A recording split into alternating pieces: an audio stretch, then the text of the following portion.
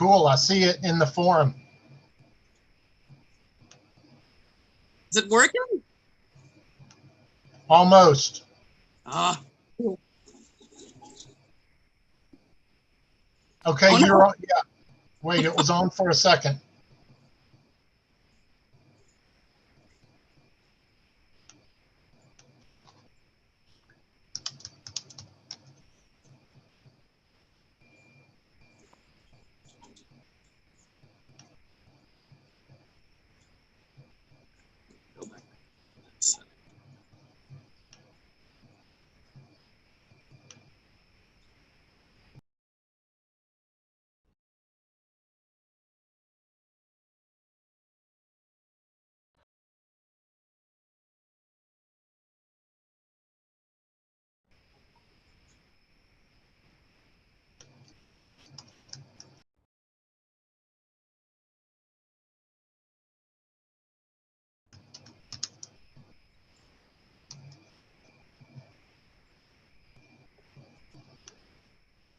All right.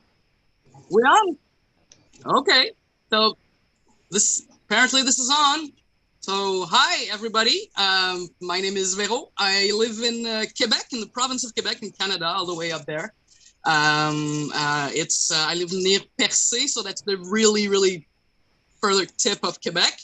And I'm gonna show you around my shop. Well, I've been here for 2 months now. It's a new house, so there's stuff everywhere. Shop isn't really set up, but I want to show you my faces. That's the journey I've been on for the last maybe year or so. These are the first ones. They're really simple, kind of. I was just trying to figure things out. And this one, the first hollow one, they kind of look all like that now. I work in monster clay most of the time, or some kind of waxy product like that, and then I cast those in. There's not much as far as art stores around here. So what I found that really worked was countertop epoxy mixed with sorry about the truck, mixed with cement powder, and it makes kind of I don't know if it feels like polystone a bit. It's really fun to work with. And they're really sturdy. I say that, and this one missing an ear, but they're pretty solid. So I started exploring a bit. I love the X-Men. I'm a big X fan, so I started doing some X peeps like that, and also some famous faces that I've been trying. The idea was I'm really not good at faces, so I thought the best way to get better is just to make a lot of them. So, oh yeah, all the bubbling is from this phyto production and this huge aquarium there because I work in aquaculture. So, of course, I have a lot of water pets around. Lately, I've been casting some pieces and I've been painting. Sorry? Are we good? Okay.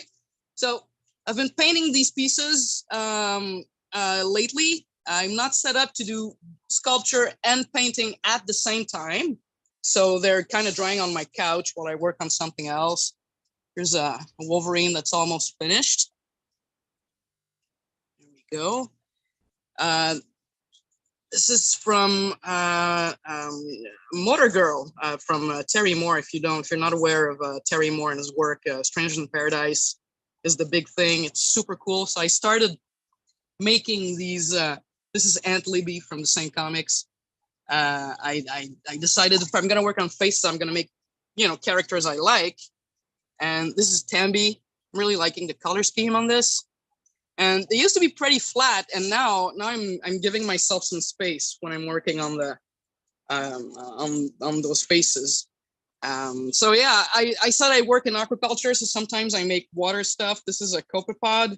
I just realized I pretty much painted them like plankton color. So there you go. That's gender swapped, of course, because of the eggs. There we are. So here's another gambit that's unpainted. So at the back, I put a little thingy there so you can hang them on the wall. And that's pretty much what they are. All right. So yesterday, I did a test with Mellow, and I just slapped some clay on a board like that and just started, you know, sometimes you don't need to have like a precise thing that you want to do. You can just slap some clay on, move it around. Whoops, sorry, I'm in the reverse thing. And there we go. You can just have fun, see where it goes. I'm also working on a portrait. I'm really not good at portraiture. I'm going to try to get him out of there. Ah, come here. That's my uncle, Claude, who passed away last year. So I'm trying to, you know, pay homage that way. We'll see if I ever mold it and maybe give him to the family. Maybe it never happened, but still, I'm trying. And sometimes I like doing characters as well from comic books, but really basic shapes.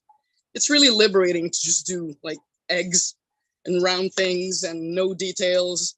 It's sometimes it helps. I've got another lady here that I'm trying to figure out how to do the eyes on this. Eyes are really like my thing that it's really hard for me. But yeah, this one was made in Monster Clay Soft. And then I made a mold and decided, no, you know what? I don't like the eyes. So I cast her in Monster Clay Hard. And then because it's much harder, I'll be able to make it a lot crisper in the details. I don't do just faces. I have over here, wait, I'm gonna bring him down. I started this guy. Yeah, there we go. This Wolverine guy. When I got the brothers books, basically the book that they, the one with the demons and all, it's really cool, and it got me inspired to do armature work again. And yeah, so Monster Clay Hard for this guy with an armature, and armature is the one thing that always gets in the way for me. So that's going to be my next big learning curve, to try to sculpt around it and deal with it in the right way. But yeah, really cool stuff going on in that book.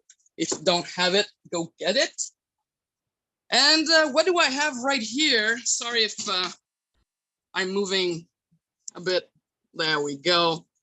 Okay, that's going to be like that. Just going to set you in. All right. So I'm working on this character here.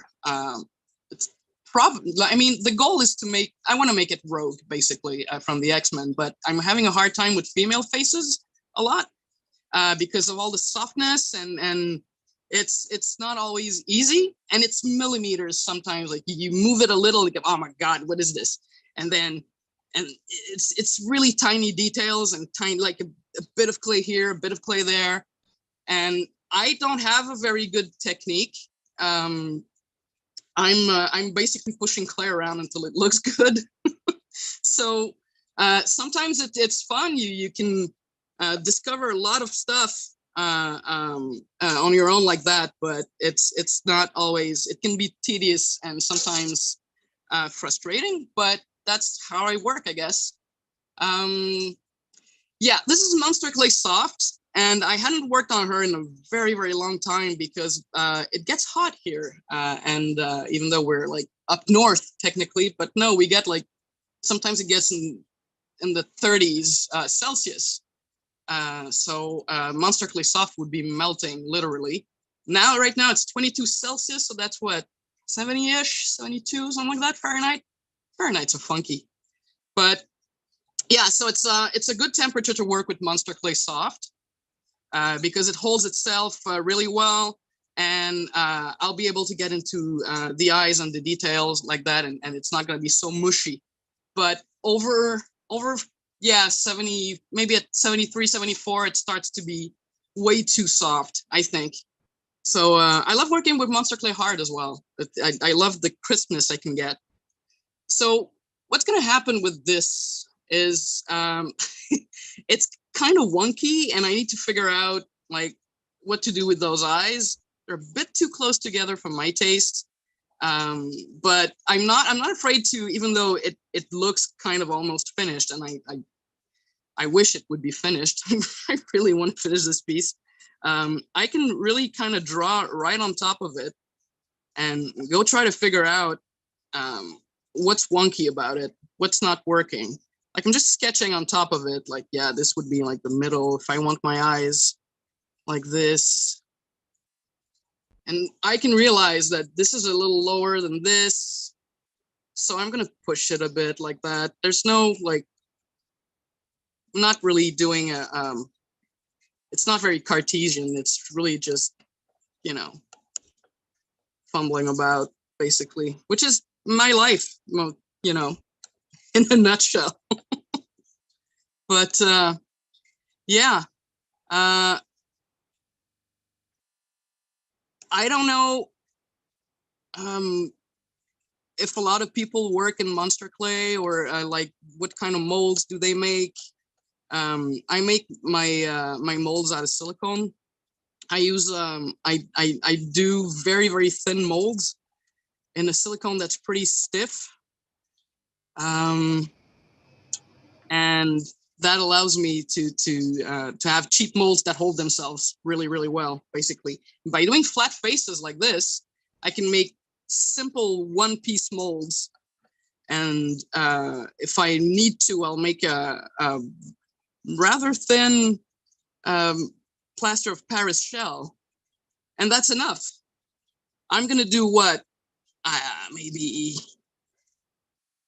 between 5 and 10 castings. And I mean, I'm not doing any production or anything. It's for me, it's for friends. I'm trying to sell a couple if I need to, you know, just to pay for materials and stuff like that. So I'm never going to make more than 5 or 6 of these. And the molds fall apart after a while because of the stiff silicone.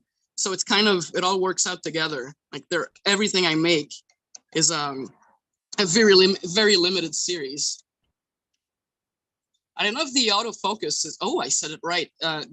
We tested the thing yesterday with Mello, and my phone, I couldn't turn off the autofocus. That's the funny thing with my my Quebecer accent. When I was saying autofocus, it was like out of focus. I just couldn't stop laughing. It was like, I'm out of focus because of my autofocus. And yeah, so sorry about that if it's still doing it. If not, well, cool. But for people doing this on their phone later, you might want to check out if you can deactivate your autofocus. I'm just gonna have the clay here. Yes. Oh, I can't read the questions, so just shoot. Yeah.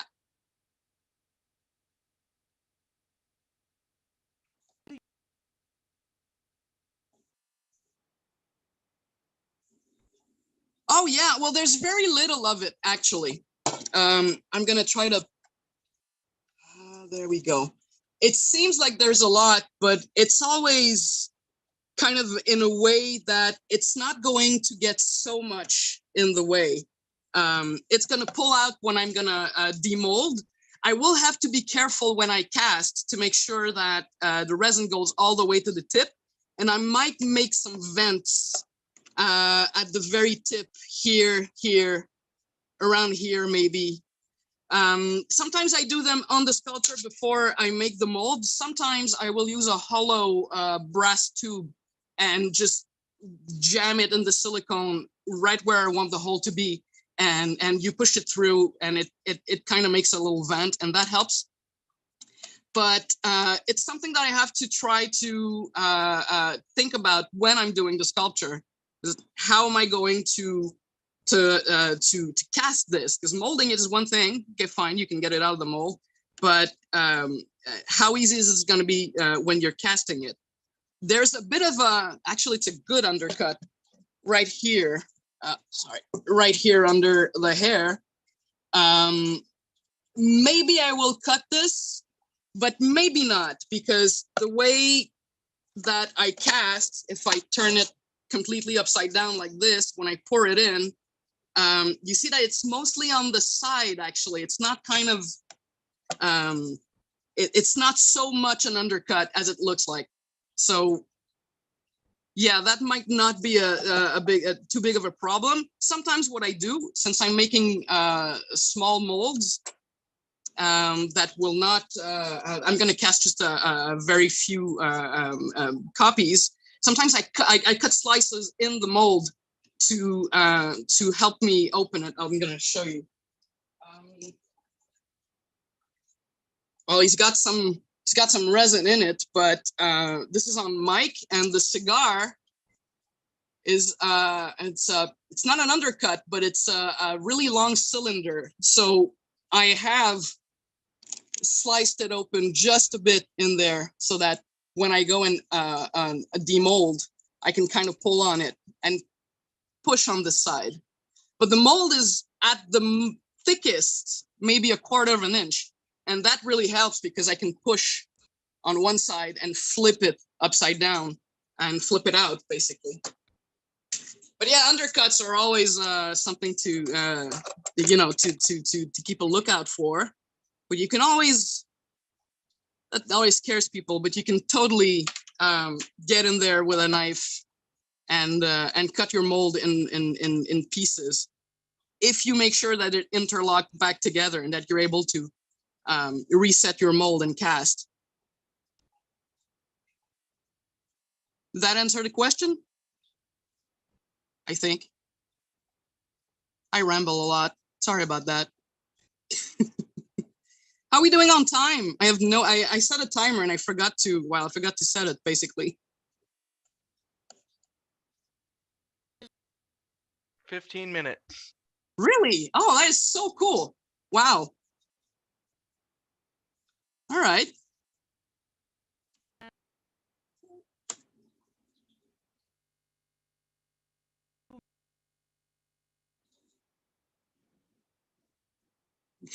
That's okay.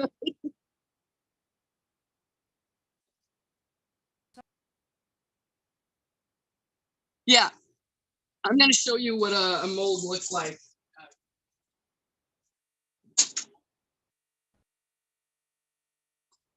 I'm going to push that away a bit. This is the mold for Bishop. So basically, it's a 2-part shell that's made with plaster of Paris, basically. No, sorry, it's plaster bandages, but the medical stuff, the one that's wrapped up individually. So it's always fresh and really, really gets really hard. So by keeping your layers like this, just by folding them together, you get 1/4 of an inch thick shell, which is really, really sturdy. And I'm going to open this guy to show you the silicone. I just hold it together with electric tape. So basically, that's the shell. It opens up like that. And the silicone itself, whoops, sorry, is really, really thin in some places. You can actually, you can actually see the light through it in some spots. So at the thinnest, maybe it's 1/8 of an inch, but I don't need more than this. And I can just kind of pop it right out when I need. If I do that too much, the mold will crack. But that's the whole point of this, making these small molds. It makes for a limited series, and I can just move on and make more instead of making a really, really thick mold. That's going to last for a long time, but how many bishops am I going to need, right? So this is the cheap way I found to do this. And why do I use this? This is a 40,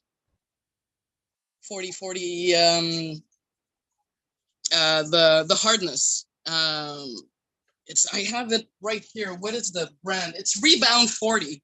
It's a brush-on silicone, but you can also use it to do block molds. And when I have really smaller molds, I will do just a block mold. I will not bother with a shell. I will just make a little wall around it and cast it straight in there. And it doesn't heat the shell because the silicone is that stiff.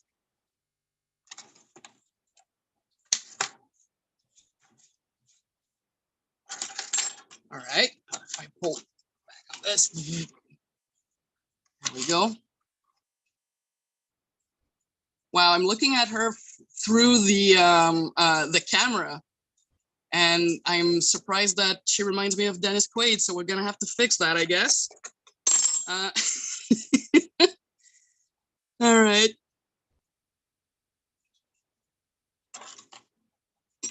I'm gonna probably move that eye a bit further that way. Where's my clay? There's some. Nope, that's hard. I got monster clay hard lying around. I've got bits of soft. I also have this mud clay that I call, which is all the leftovers from all the clays, the old clays that I've tried over the years. Monumelt and some Beau Touché and all that stuff, and that I didn't really like. It wasn't quite what I wanted. But clay is still pretty expensive, even though you can reuse it to some extent. So I just melted all of these together, and I strained them with a dollar store strainer, and then I filtered them with pantyhose.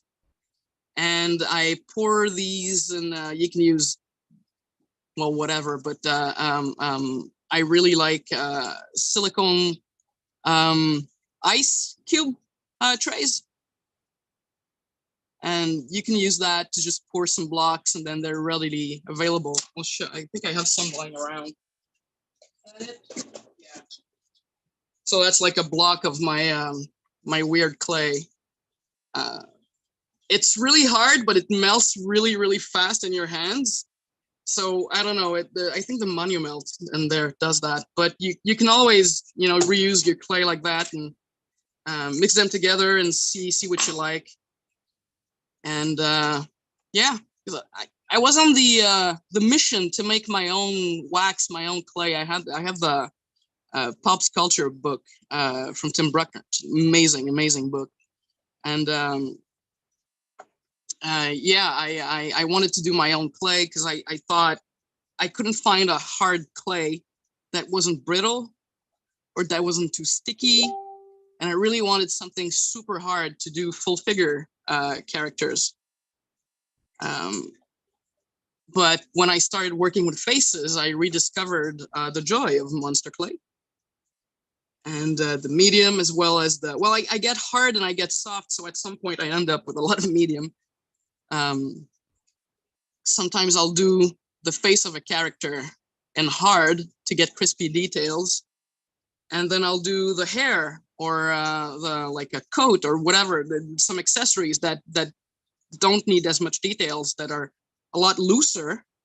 And I'll do them in monster clay soft. So yeah, they melt together at some point, but you can keep some soft and hard separated for a bit. And I like that liberty to be able to switch depending on the needs that I have. Mike Leather says it does not look like Dennis Quaid. It looks like Shadow Cat. Oh, thank you so much. I'm going to take that. That really helps. Thank you. I just wanted to jump in there since you can't see the questions. Absolutely. Thank you. Thank you so much. Yeah, do jump in when you see questions because I can't see them. But yeah, oh, wow. Shadow, that's a really good compliment. Yeah, I like that. Thanks.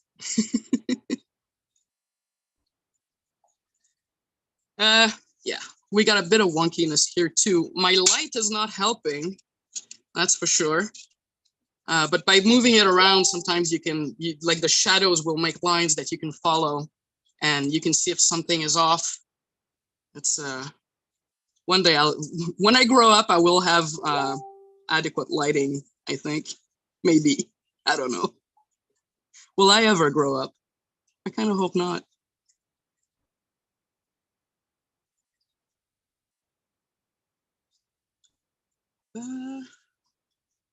Look at my profile a bit. Oop, that's my water. That's not bad. Okay.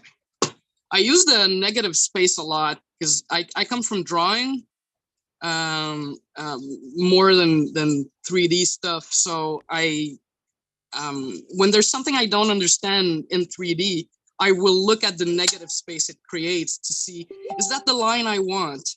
Is that the look I want? And that sometimes helps. I think it helps for posing a lot. Like even with just armature, sometimes what's the silhouette?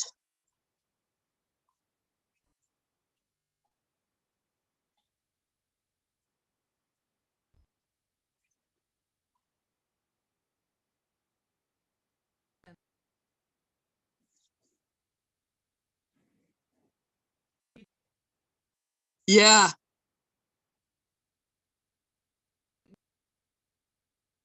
No, it was a commission, so it's somewhere in a kid's room, I think. I have the mold, so I should totally like cast another one. And but that was so much work. I loved it.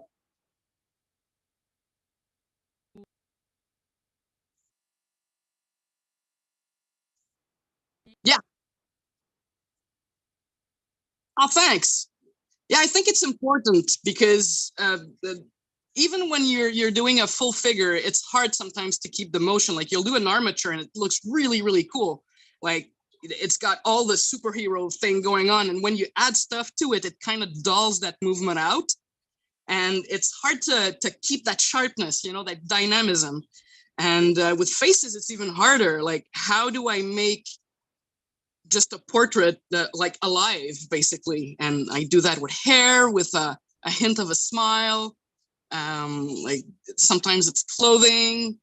Like I try to exaggerate the movement that I want when I do full figure poses. And when I do faces, it's weird because it starts like a potato mostly, and then I kind of push around and move, and then a face comes out. It's really, really strange. So it's the opposite. Like the movement will come after sometimes. But I've been sketching a lot more lately, like really, really loose stuff. Like let's get a face done in like an hour or something like that. And it really, like, it's like doing cartoons. You know, it's like a circle is an eye and it's good enough. So where do I put it in relation to the rest of the features so that it looks funky and alive?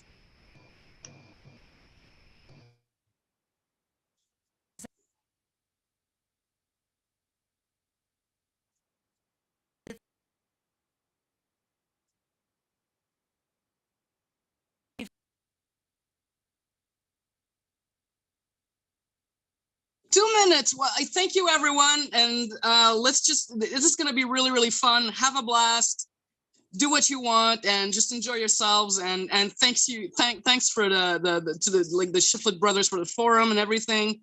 This is the absolute inspiration spot for sculptors, I think. So thank you, everyone. Have a blast. And who's next? Awesome. Okay, Bill, you're gonna rock it. Ooh. Yeah, I'm here. I'm here. I'm here. You're here. We're here. Hey, Mello. How's it going? All right. I'll let you take over, Gabriel. Have fun. Oh, no worries. I just had something fall off my wall, and I had to it's all full of glue. I'm fixing a wall in my house, so you got a minute or two. Easy.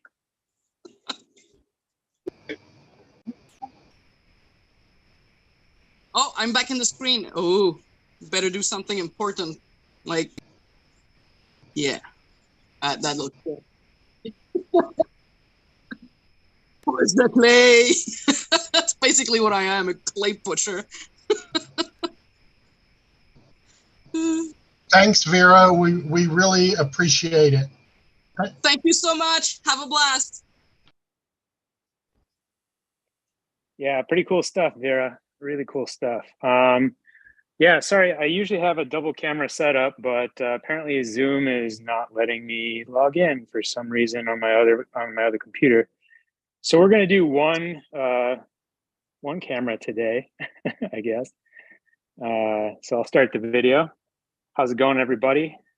My name is Gabriel, and I'm just going to set this up in the rig like I usually do. Hopefully you can see what I'm sculpting or what I got going more than anything else, because that's more interesting than my face, obviously. Big thanks to Mello for setting everything up. Thanks to Jared and Brandon for obviously doing what they do. Yeah.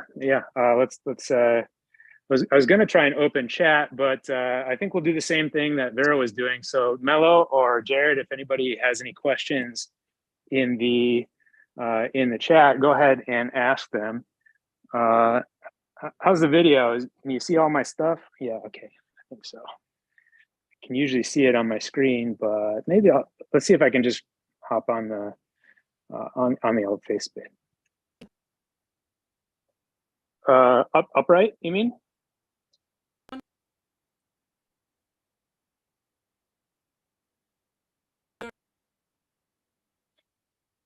Oh, on the face side, sure. I usually do it the other way because the camera is better on the other side, so it's a little better camera fidelity. But I can do it this way, then I can see where I'm going. Oh yeah, you can see in the background now my inspo. Props to the host of the space. Yeah, sorry about that, guys. I was like, I'm all set up. I'm just about to log in and get rocking, and then I hear this clatter of a piece of wood fall off this Sadro cut. No worries. So what do I do? Yeah, I'm a game developer by trade and a sculptor hobbyist mostly. I've done some things, of course, for my company in terms of like you know, design and prototyping and stuff like this. This was an old prototype for a game that I did back in the day. It was called Morning Men. That's pretty old, but I mostly do minis these days, and typically do them for tabletop. I'm a big tabletop nerd, so that's kind of why I started sculpting, is because I never had the minis that were available in the shop were not the ones that I wanted to play in my games, and I always had to, like, you know, mod them out or switch out the armor or the weapons or something like that. And I have some training back in the day as a jeweler and stuff like that. So tiny things I'm not afraid of those. So I started sculpting these guys about 2 years ago. And these are little kobold crew from a story that I'm writing called Dungeons Deep. Yeah, I made these about double scale, what I normally sculpt in. So these are like big sculpts for me. Yeah, Kyle's like, these are crazy to work so small, but this is like this is big for me. this is and this is the first one that I finished. If anybody's following me, they probably saw this one. I scanned this one in on a Sarek 3D scanner. It's like a dental scanner. My wife is a dentist, and so she gave me some access to some pretty cool scanning technology, which is usually used to scan teeth and stuff like that. So really high fidelity. So I have this guy in a 3D model, which doesn't need a whole lot of cleanup somewhere. This guy is still a bit more work in progress than the rest of them. Yeah, the weapons tend to get made out of aluminum, and I kind of forge those out and then work those with you know, sandpapers and Dremel tools and that kind of stuff. I have a hand piece and a whole bunch of stuff, but it's all kind of deconstructed right now. So I have this like nice little mobile setup, which is great because, you know, literally I can take this on the road with me. I can take a few of these things, and I've done some sculpting on the airplane as well. Actually, this guy, I finished his sculpt in the air while I was flying. So that's kind of like the double bonus about working in such a small scale, is that you know, you can kind of just pack up and take it everywhere. Got kind of the essentials. You got this is a petroleum jelly. I got this old repurposed soy sauce container from sushi, and I got some petroleum jelly in there, which I put on my wrist that helps smooth out bees putty, which is what I mainly work in. Stefan's coming on later, and he's going to tell us about armatures, but I'm going to tell you about his clay because it's awesome. And when I started, I was like, okay, I'm working in minis. I should work in the hardest stuff because it holds the most detail. And then what I learned from like Patrick Mason and Valentine Zach was basically, they work in really soft clays. They use like the softest ones they can get, like just Fimo, not firm. And I was like, why? How do you work in something so soft? And they were like, essentially, they said it's faster. You know, once you get like into that rhythm and you got that, you know, tool feel and you got that muscle memory, and you do even you can do a lot of your, you know, detail work with soft rubber silicone or even a brush and some solvent, and you can be really gentle with those details. So like Vera was saying earlier, when you have those details and those fractions of millimeters, those micrometers, really make a difference in the overall look and feel and the shape of that thing. The softer your touch, obviously, you know, the easier it is to work with those things. But yeah, I mean, I like digital work. I did quite a bit of art in digital, but for me, there's no more fun than having this at the end of the day, and it's, you know, it's baked, it's hard, and, you know, can basically drop it in onto your table. Well, these guys you can't because they're a little bit too big, but you know, they're about double size, so they'll get cut down to about half this after I scan them and print them. But yeah, this guy, I've been having a rough time with him. Mello remembers this one. I've cut him apart a couple of times. You can see I used some green stuff on his limbs because he was kind of scrawny compared to the other ones. This is like a little monkey goblin. Oop, get him on camera. There we go. And yeah, so I'm just going to bang around on him for a little while. If anybody has any, you know, questions or anything about, you know, working in such small scales, I can kind of walk you through my process. I used to use, these guys are all on steel armature, and I find that the steel armatures tend to cause problems when you go to bake. And so I've since switched to just aluminum armature wire, and I use pretty much only that nowadays. And once you got the armature, I used to put on a base layer of green stuff. Like this guy's got green stuff all over him. But found with the softer beads putty that I don't actually do that. I do sometimes do like a quick base layer, just like the hips and the torso and the shoulder area, and sometimes the feet, and then I'll bake that if I'm really sure about the pose. Because once I bake that, then it's really easy to put stuff on top of it and not have it fall off the armature. But yeah, with bees putty, it's kind of like working with epoxy, and you have infinite time. You don't have to wait for or time yourself with epoxies. As far as how permanent it is, I mean, if you bake it right, I think it's really strong. I would say it's as strong as green stuff for the most part, unless you like really, you know, reefing on a you know, a limb or something like that. He's got quite a bit of flex to him still. I don't know if you can see this, but it really polymerizes quite nice. And I don't find it's very fragile once it's been baked at a really solid temperature for a good amount of time. But Stefan can tell you really much more about like the intricacies of working with bees putty. And I like his system as well, where he's not even baking the models, he's just scanning them and then he's finishing them in 3D because he can do his client work quite a bit faster that way. So yeah, what else we got in here? We got an anvil. I use that for forging weapons in really small scales. So it's like the total dwarven forge. Yeah, but you just get a hammer and aluminum and you can actually forge out blades that look pretty cool. This axe, for example. Yeah, no worries. Sure. Yep.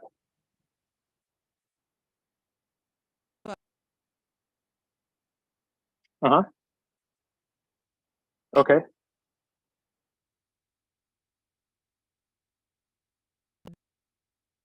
Mm-hmm.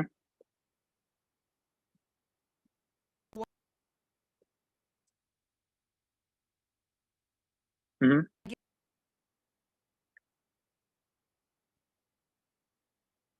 Okay, no worries. Yeah, so okay, no problem, no problem. A little bit of bookkeeping, you know, it's the second, it's only the second of these wonderful shows. So I hopped in a little early just so I could make sure I was functioning.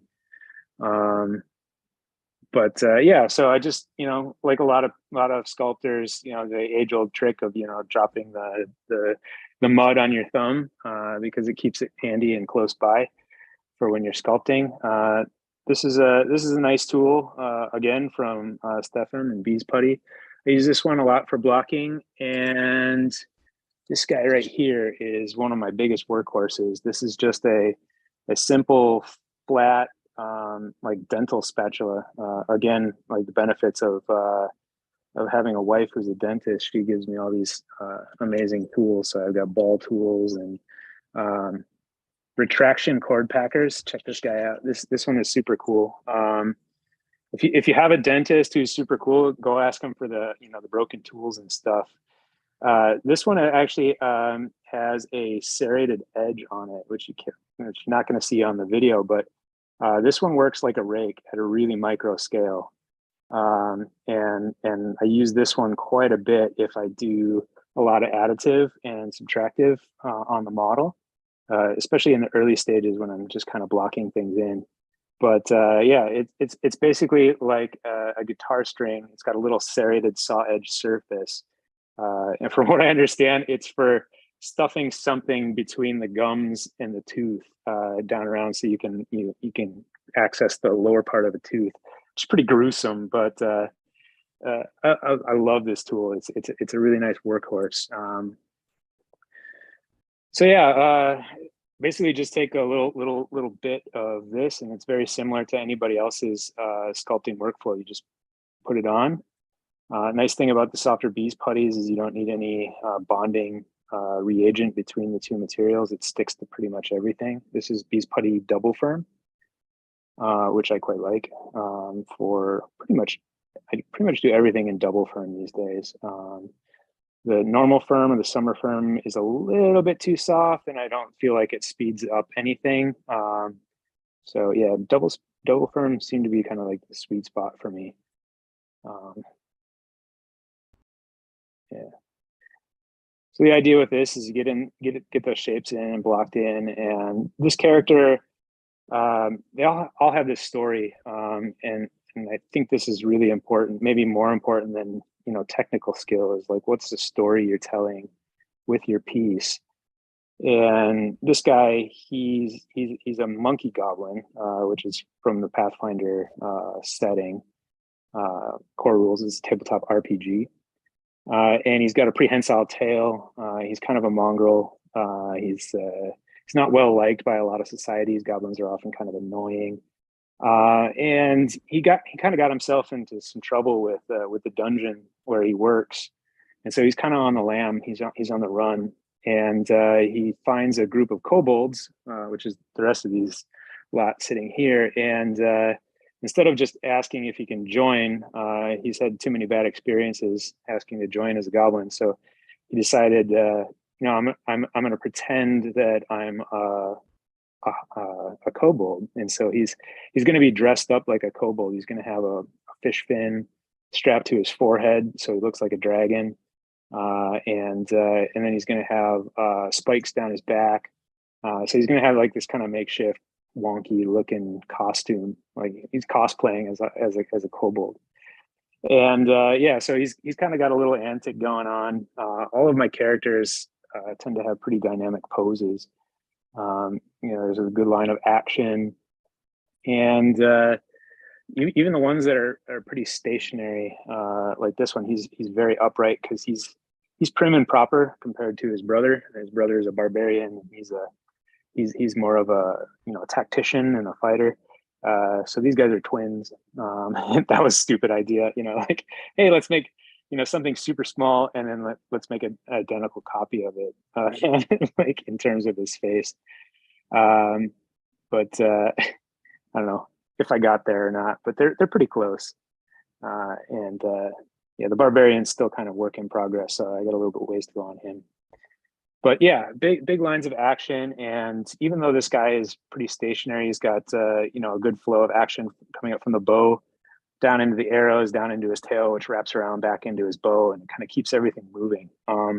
So studying composition in 2 dimensions and 3 dimensions is always kind of handy, I find. And you know, if you're unhappy with the pose, which one was it that I broke? Mello, do you? It was this one. Mello remembers this guy. I was having so many problems getting his arm in the right position because you kind of got this this swashbuckling pose. And I think in one of our one of our live sessions, I just took a cutters and I just cut his arm off. Mello's like, "What are you doing?" I was like, "I'm not happy. I got to cut this off. I got to go again." And I know Brandon and Jared do that all the time. They're always just taking a buzzsaw to it. And if you're not happy with it, don't keep noodling it. Just cut your losses, cut it off. Throw the armature away. Obviously, if you're working in a scale like mine, it's pretty easy to kind of throw an armature away because it only takes a couple hours to get to this state. This state takes maybe like an hour to get to here. So yeah, you're not wasting a whole lot of time, or materials. That's the other thing. I bet Stefan wished I worked in bigger scales so I'd buy more bees putty, but I have so much extra right now anyway. I got like, I don't know, a couple of kilos of bees putty. I need to figure out what to do. That's why, Jared, you got to do the monster competition or what was it? The monster rider challenge. I'm looking forward to that. I got all this bees putty and I'm going to do a larger scale sculpt for that. But I need some motivation. So yeah, anyway, yeah, if you have any, let me see if I can find them here. Chat 2.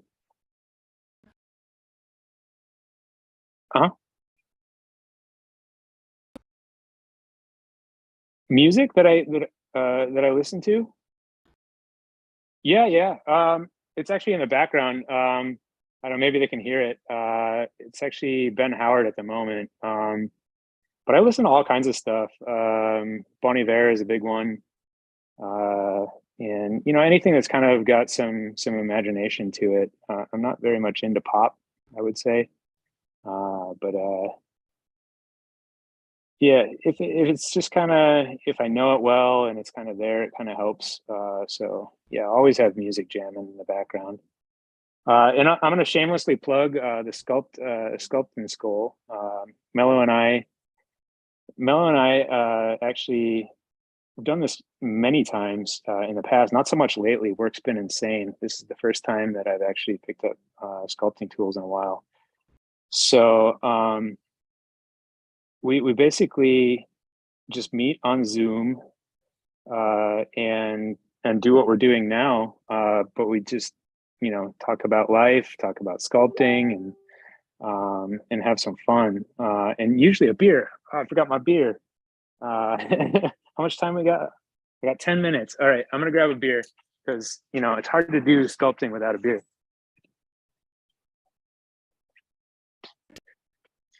I was even sculpting, and when I was using what was it, milliput? Milliput you can kind of smooth with water, and I didn't have any water available, so instead I was using beer in a little cap. I just dumped some of my beer in one of my in my bottle cap, and it worked quite well as a smoothing agent for magic sculpt or not magic sculpt, milliput because it's kind of got this weird consistency to it. But anyway, so here's a shameless plug for Sculpting School.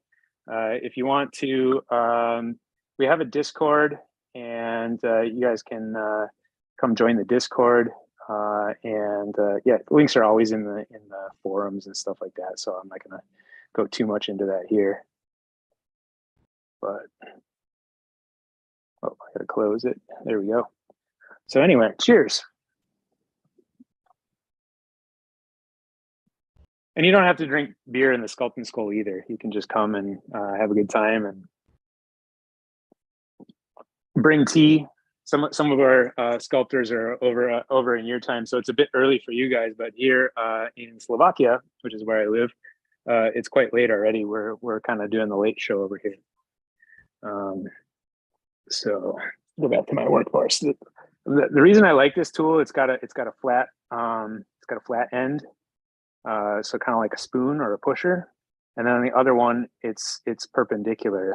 So this one works kind of like more like a knife or a spatula on the side. So kind of depends on where you're putting mud on there. But it's nice to have a little bit of variance in your tool. So any other comments or questions in there that I should get to in the chat? No, anything good? Not right now. Yeah. Yeah.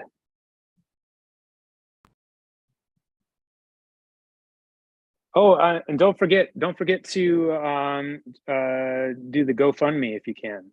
Jared and Brandon, they're always doing cool stuff for us. So someone, I can't remember who, set up a GoFundMe for this specifically. So it'll be up. Melo, do you have the details on that? Maybe you can share the details on that one, playing with mud.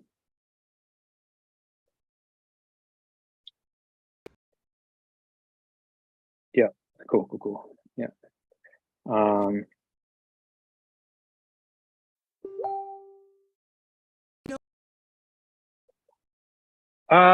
Well, hey, I mean, I wish I had some.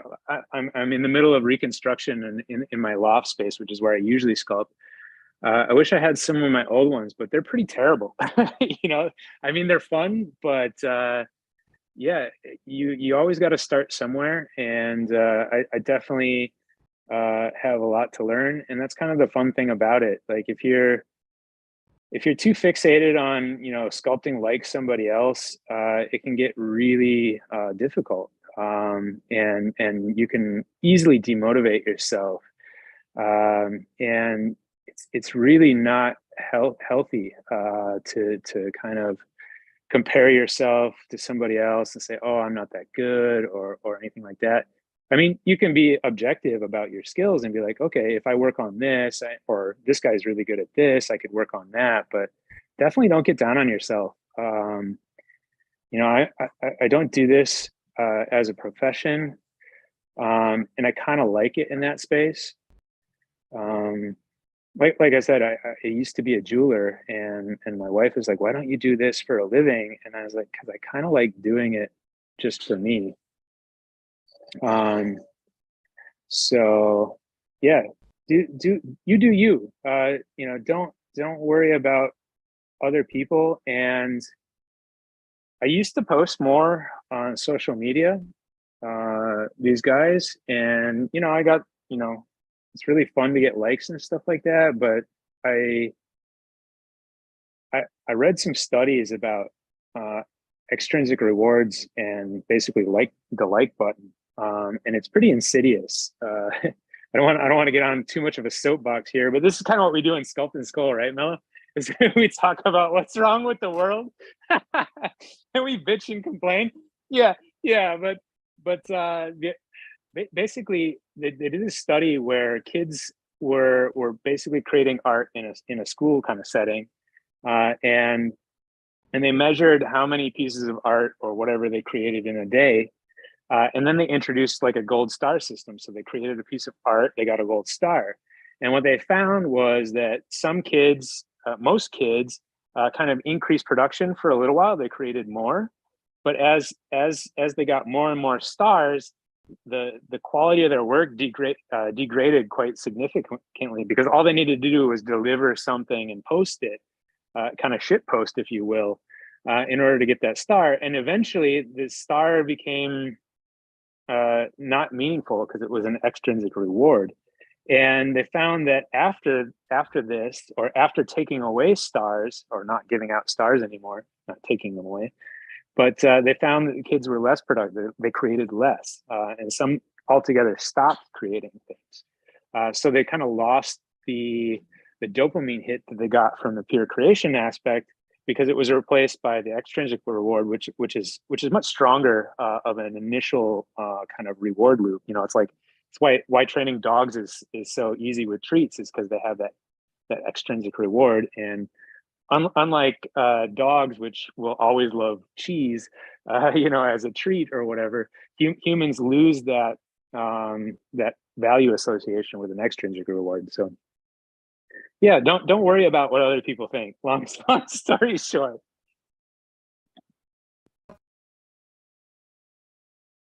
Yeah. Oh, thanks. Yeah, we got this big wide long couch, and this is actually where I do most of my sculpting. I work at a desk, so I have a computer. So I made this little table. I don't know how we're doing on time. We're getting pretty close, I think.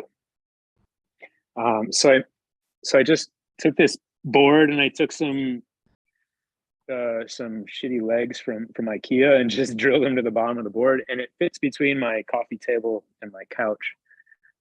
So I've got all my gear inside of this little box thing, and some extra stuff, box for extra sculpts.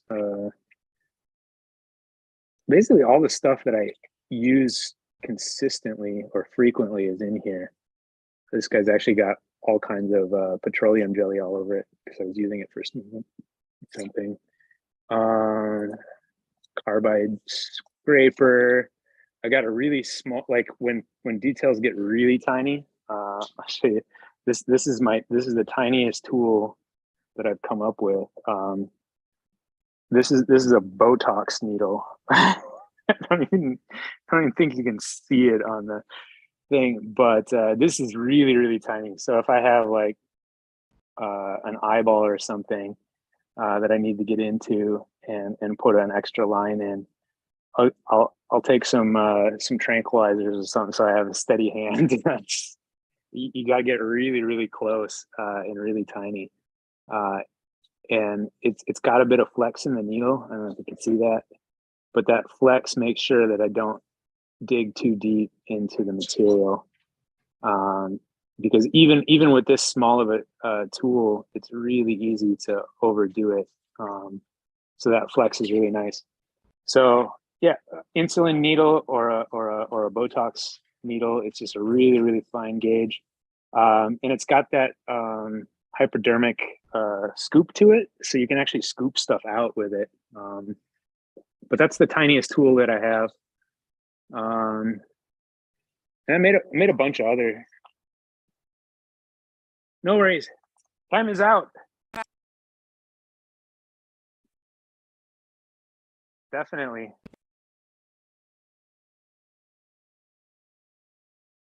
Thanks, everybody. Yeah, and check us out on Sculpt & Skull. It's on Discord. It's a Discord server, which is where we do all the planning. We do most of our stuff on Zoom here, just like we're doing here, just because Zoom has the most stable connections and stuff like that. So it's always fun to sculpt with others. I don't need to be there in order for you to set one up. You can do your own. Anyway, thanks, Jared. Thanks, Brandon. Wish you guys the best with the GoFundMe. Hope lots of people come and support. And I hope lots of people are going to take part and watch this. I know I'm going to be listening to this late into the evening. So love you guys. Bye. Okay. Wait a second. She's switching the overnight.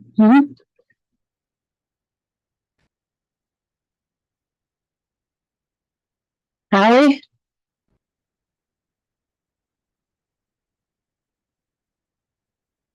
Okay. Tell her not to worry about it. I'll move it.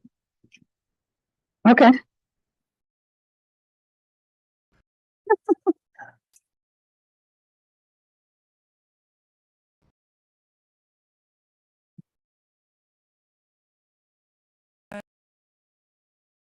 Okay. Hello, everybody.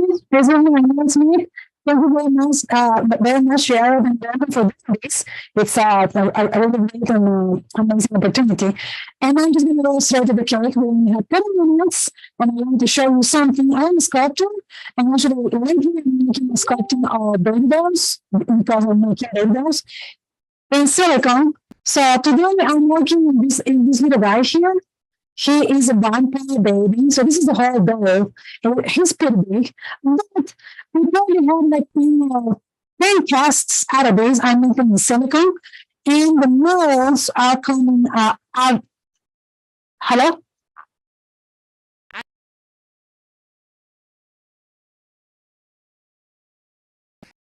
Okay.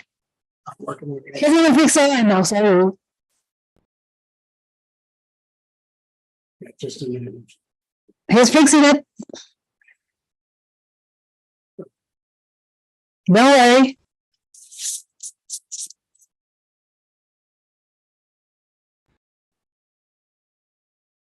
It's better now?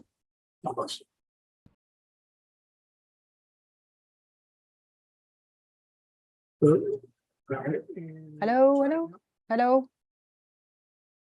Okay.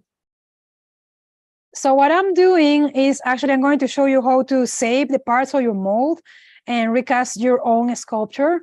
So I will be able to make another doll the same way, just the first one. Funny, the first one was sculpted in monster clay. So what we did now, earlier today, we poured the monster clay into the molds. These molds are pretty much done, especially the one on the hands. Everything on the little creases here, it was like tearing apart. If you ever want to recast and resave the sculpture, this is the way how you're supposed to do it, actually. You just heat it up, your monster clay, which it comes in this package. You can heat it up on here, but I actually put it in the microwave. As long as there is no contaminations like pieces of aluminum foil. Sometimes you use aluminum foil on the core of your sculpture. As long as you don't have that, pieces of that in here, you are totally safe to use that on the microwave. And you just get it to the melting point. So like maybe 5 to 10 minutes, I will say. Go in the stages, like do 2 and then 2 and 2 minutes more until it's all runny. And then it turns into liquid. And then from that, you pour it into your own molds made out of your own sculpture. And this is a leg. This is a leg, okay? Like I said, my molds are pretty much tearing apart, especially on the fingers. So right now, I don't care about the silicone.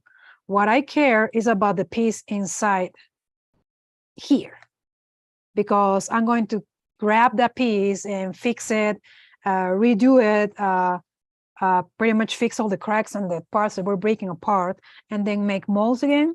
So I will have the doll available again. So I don't care really about the silicone. I'm just going back and cutting it off completely. Right now, I don't really care about the silicone mold. All I care is about the cast piece inside there. So that's what I'm doing right now. If there is any questions or something in there, I cannot see anything. So Flip is going to tell me if somebody's asking a question or something, a comment on there about what materials I'm using or whatever. So far, I can tell you this is monster clay. I like to use the hard monster clay. So I'm just cutting apart. Any sculpture that you are about to dispose the molds, because the molds, it take a while though, depending what kind of a mold process you use. This is a globe mold. The mold start to deteriorate, most likely tearing apart in some delicate areas. But you can totally do this to save that sculpture. I definitely don't want to retire this sculpture because this is one of the my most popular dolls. All right, here it goes.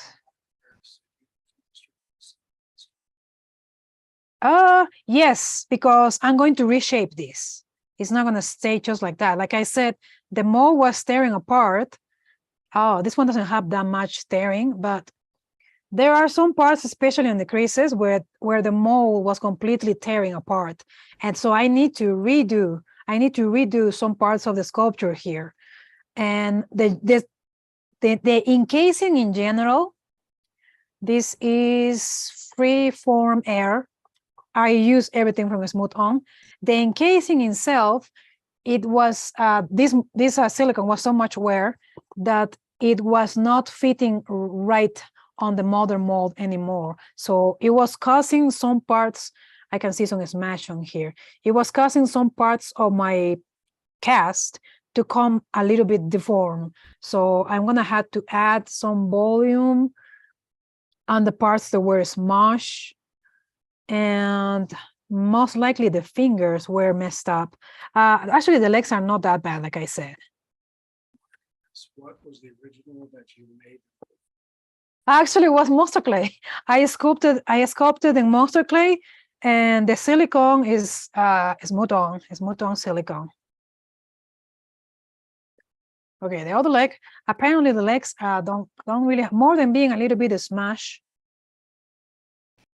I don't remember one of the toes was bad. The hands for sure were really bad. Okay, let's go with the.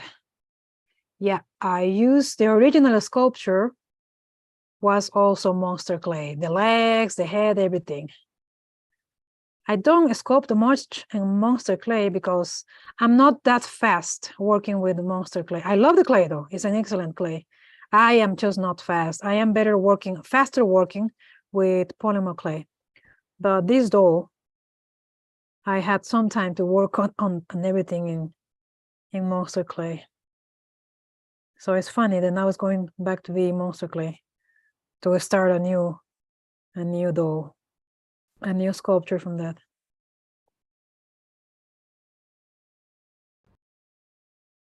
Okay, but these molds here are officially trash. The head's actually cool. I will show you the mold of the head too if somebody wants to see it, but the head's actually standing pretty well. I have not had any issues with the head. It was just the limbs. Actually, as a matter of speak, we just did the last cast of this baby doll, and I had to make one more. So for sure, the next customer is going to have brand new. Who? Oh, hello, everybody. Oh, I'm butchering names. Thank you for joining. Yeah, Felipe is my boyfriend, so he's helping me here. I cannot see anything. I cannot see any messages. He's helping with the cameras and the lighting, and he's making this happen literally. For me, at least. Oh, there you go. Here we have some air. Oh, actually, it's just like a. Oh, you know what? A little tip that we did with the recasting of the monster clay. Well, 100%, you only do this with your own sculptures, okay? Don't you ever try to recast somebody else's sculpture or something. That is a no-no, a big no-no. You only do this with your own sculpted pieces, all right? It's a big issue on the baby doll community, people recasting baby dolls. That's very illegal. That's very wrong. Like I said, this is my own sculpture that I did, and I can do whatever the hell I want with it. Yeah, we have a little bit of deformed areas here. And for sure, I can see the little creases on there got wear out from the original mold.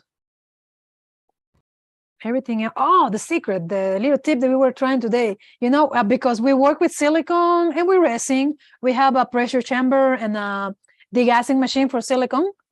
So when we were heating up the monster clay, there was a tremendous amount of bubbles. We all hate bubbles in our casting and molding.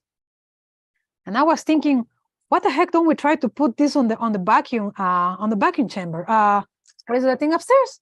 Vacuum chamber, the pressure chamber? The vacuum chamber is upstairs. Is the vacuum, no?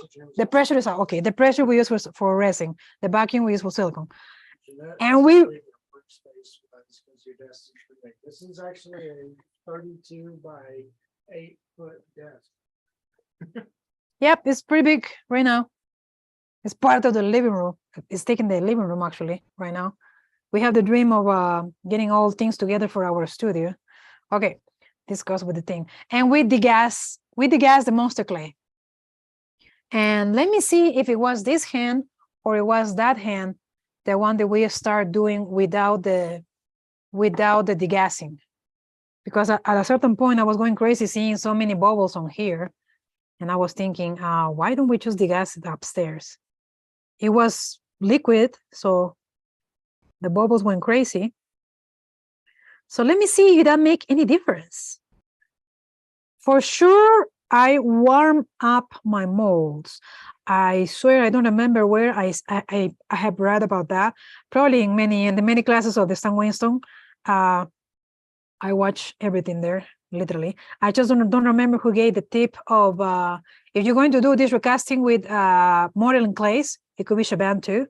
They were warming up the molds. So we did that. We put all the molds on the oven at a very low 200, no? At a very low temperature. 200. 200, yeah, we warmed it. Terry asked, what size is the doll when finished? He is about 18 inches, the whole thing from head to Same toes. size as the one that's finished at the very low. Which one? He's actually a little bit smaller. This one is a little bit bigger than my goat baby. It's about 18 inches, yeah. Okay, the hand is the one who is very messed up. And I totally don't want to mess up this new cast. Let me see. So let's see if those tricks that I apply have done something for it to help the cause. I don't see so far any micro bubbles on my pieces over here. Micro bubbles are annoying, very annoying. Even in your monster clay. There you go. So this one is a little bit bigger than this goat here. Just a little. I believe this goat is like 16 inches. Probably it feels like more with the hair on top and all of that. But this guy here is a tiny bit bigger than him.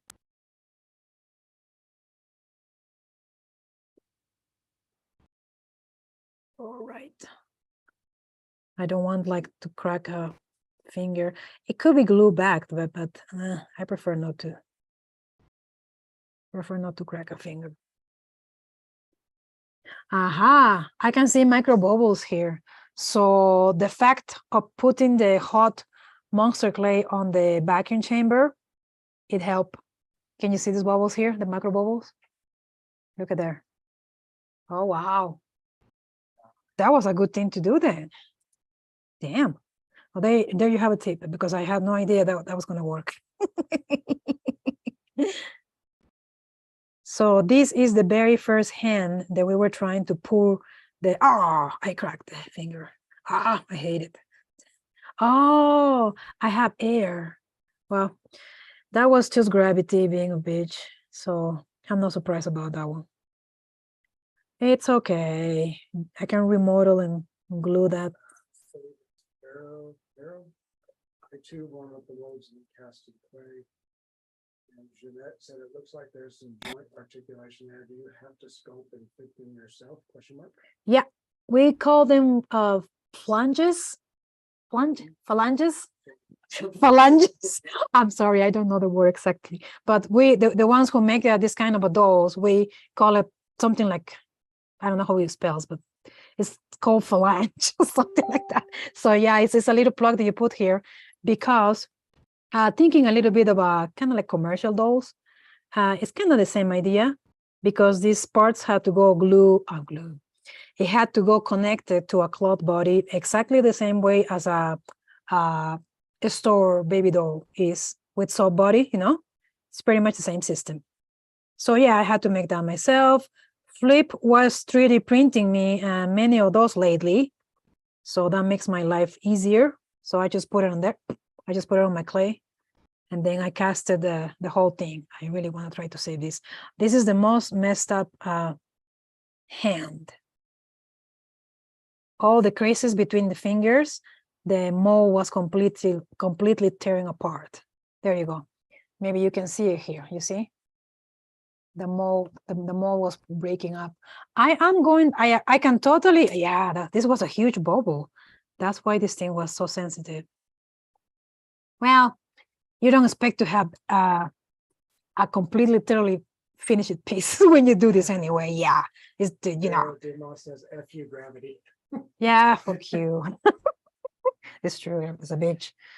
That also annoys me when I cast the silicone, because sometimes I ended up with bubbles on here. So lately we're trying to put a plug and then just rotate it and trying to kill all those bubbles going on there. So I definitely have to fix this one. But you know that trick of degassing, if you had your degassing machine, degas your monster clay. Look at this. Look at those bubbles on there, all over there. And I don't have no bubbles, no micro bubbles in any of my other pieces.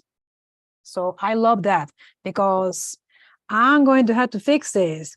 I'm probably with one layer of a monster clay. So now my processes start and the completely restoration, I would say. And sadly, this was a very special piece for me. This was my second well, my first big size baby, large size baby. And we also have this guy manufactured in vinyl. So we make like a massive reproduction of him. So it was my very first one. It's very special, but these things have to be trash. We're gonna have this, sadly. Everything has to be trash. So now I'm gonna show you this. Oh God, it's just heavy. This is the sister. I already make molds out of that, and right now it looks very creepy because I took the glass eyes out of here. She is bigger. She's like a newborn size, and this little guy here is like a preemie size, like I said, 18 inches. This one is about 20 inches all assembled together. And yes, we had to make all of this too. Oh my God, it's heavy. It's kind of solid, this thing, I think. All right, so now it starts my pain and suffering of trying to fix these things. And are you guys familiar working with monster clay or modeling clays? Because I am a polymer clay user. I am this is my first, that's my first clay of choice, polymer clay. So I've been working with that maybe 15 years now. So lately I started working with monster clay. And I actually had to take a class, one of the classes from Stan Winston, to learn how to properly work with the clay, because I was getting too much frustrations. It kind of sort of feels like polymer clay, this monster clay, because Shabant is a little bit, I like that clay too.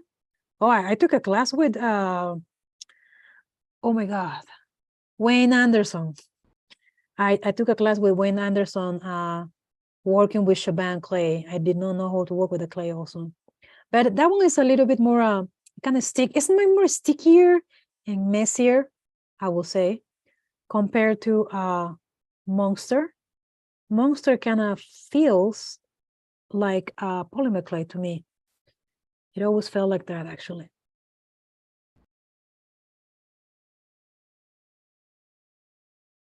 And then I'm going to have to start heating up some clay again. I have the little like a warming pot. We got that from a thrift store. So I have some clay already put on there. Keep the clay enoughly warm for me to build and work and, you know, sculpt with it. Because in the beginning you need to have your clay heated up or something. You can't really work with the clay straight out of the package, especially if it's the hard one. I like the hard one because it's less likely to be bumped and dent and squeeze than the soft kind. That's why it's my preference.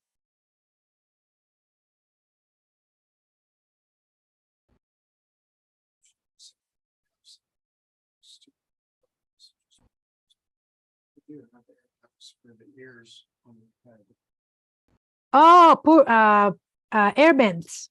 Yes, I have that on the when the character has like pointy ears or ears in general, it will gather bubbles on here. So there I have ventilation holes. I never thought about the hand. I can do it this time though. If I'm going to recast it again, like I said, this was my very first large size baby. So there's a lot. Thank you. There's a lot to think about it. That will be possible for the second time. Gabriel Brockman said, "No, Miss Smith rocks." Thank you. Thank you, guys.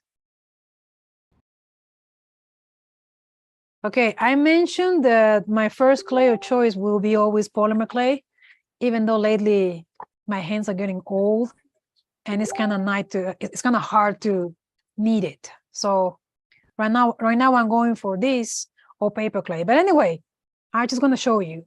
If I'm going to work with polymer clay, I have my tools for polymer clay.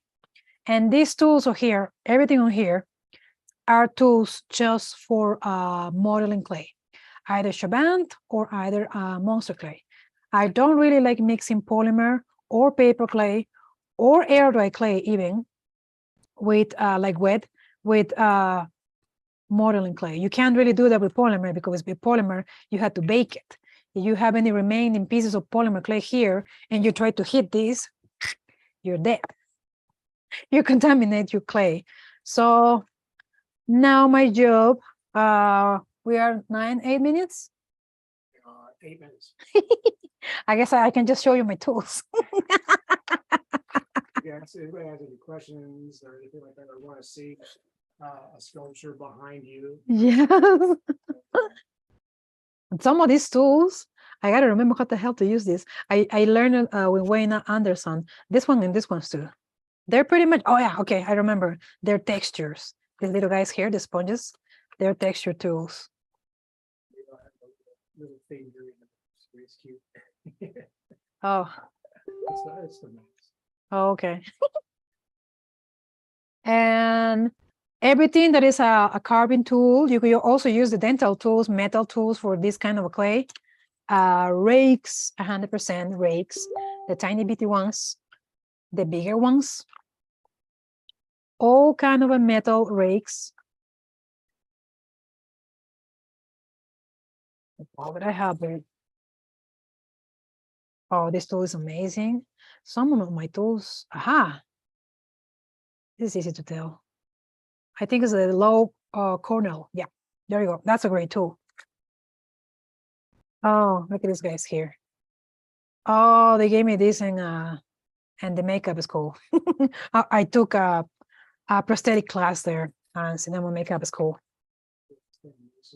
Stan Winston is for everything else. With them, I learned everything else that I know now. Your sharp knives. You will need some other brushes too. Oh, these little finger things here. There are to texture, to do texture. You're starting a new sculpture. What else? This tool is pretty good too. They gave me that at the school too. This is a Kemper tool. Kemper tool. It's like a cutting and cutting with shaping in this side here. Stylus. Stylus are pretty good. Some of these tools here were made for Wayne made this one, Wayne Anderson. It's also to texture.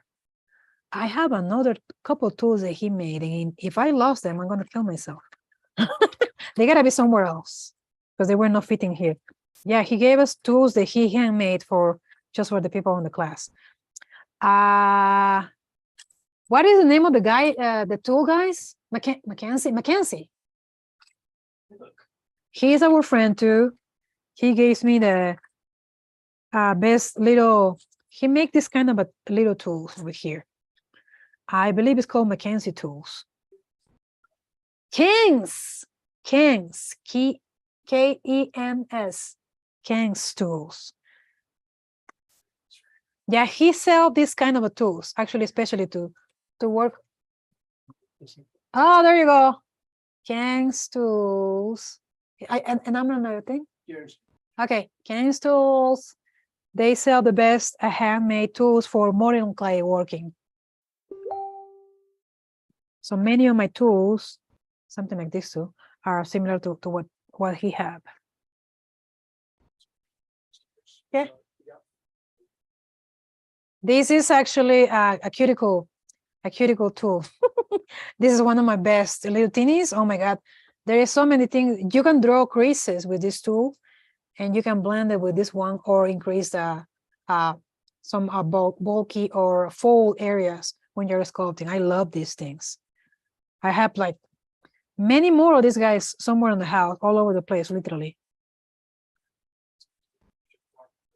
Okay, you can show it. Okay. Ah, he's bringing something to show you for the last time before we cut it out there.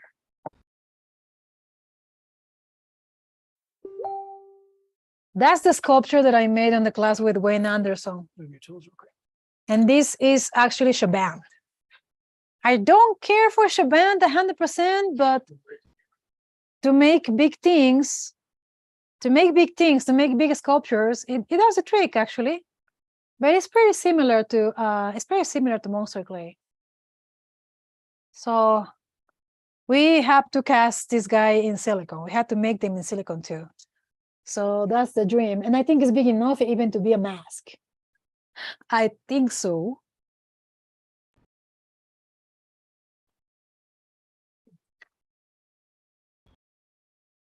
So I guess we are there with the time. I'm gonna bring you a little bit closer so people can see. Since you're done there. If you want to look for me online, you can totally follow me on Facebook. You can see my thing here. My page is Angels by Noemi, the same. Angels by Noemi. My website is the same. Instagram is the same. Everywhere you can find me like that. And we love the Shiflettbrothers group. It's very it's an amazing forum, really. And I do there. So we're always supporting. And there you go. Thank you guys for watching. I hope something new today. I learned the thing about vacuuming the monster clay. That was good. That was a good one. I don't know for sure if heating up the molds help, but I don't have any problems with any of my molds really. When I had tried to do this before, it kind of some parts did not came well. It wasn't in this piece though. It was like a bust that I was trying to redo. But maybe heating up the molds helps also. Vacuuming 100% help with the bubbles.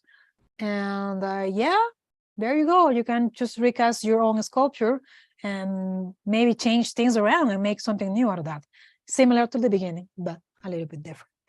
For sure, fixing anything that got messed up, like in my pieces, as there are many parts there, some parts there that got messed up. And I might change a little bit the design also, just a little bit. All right. Yep. All right, guys. Thank you for watching. Keep there's more amazing people coming. The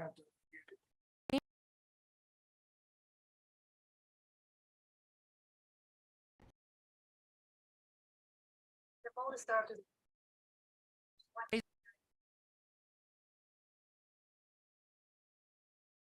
Oh, yeah. Oh, I thought I was over already. Sorry, we were muted on our Yes, sorry. to, Yes, I'm the same name, Angels by Noemi. That's how you can find me everywhere.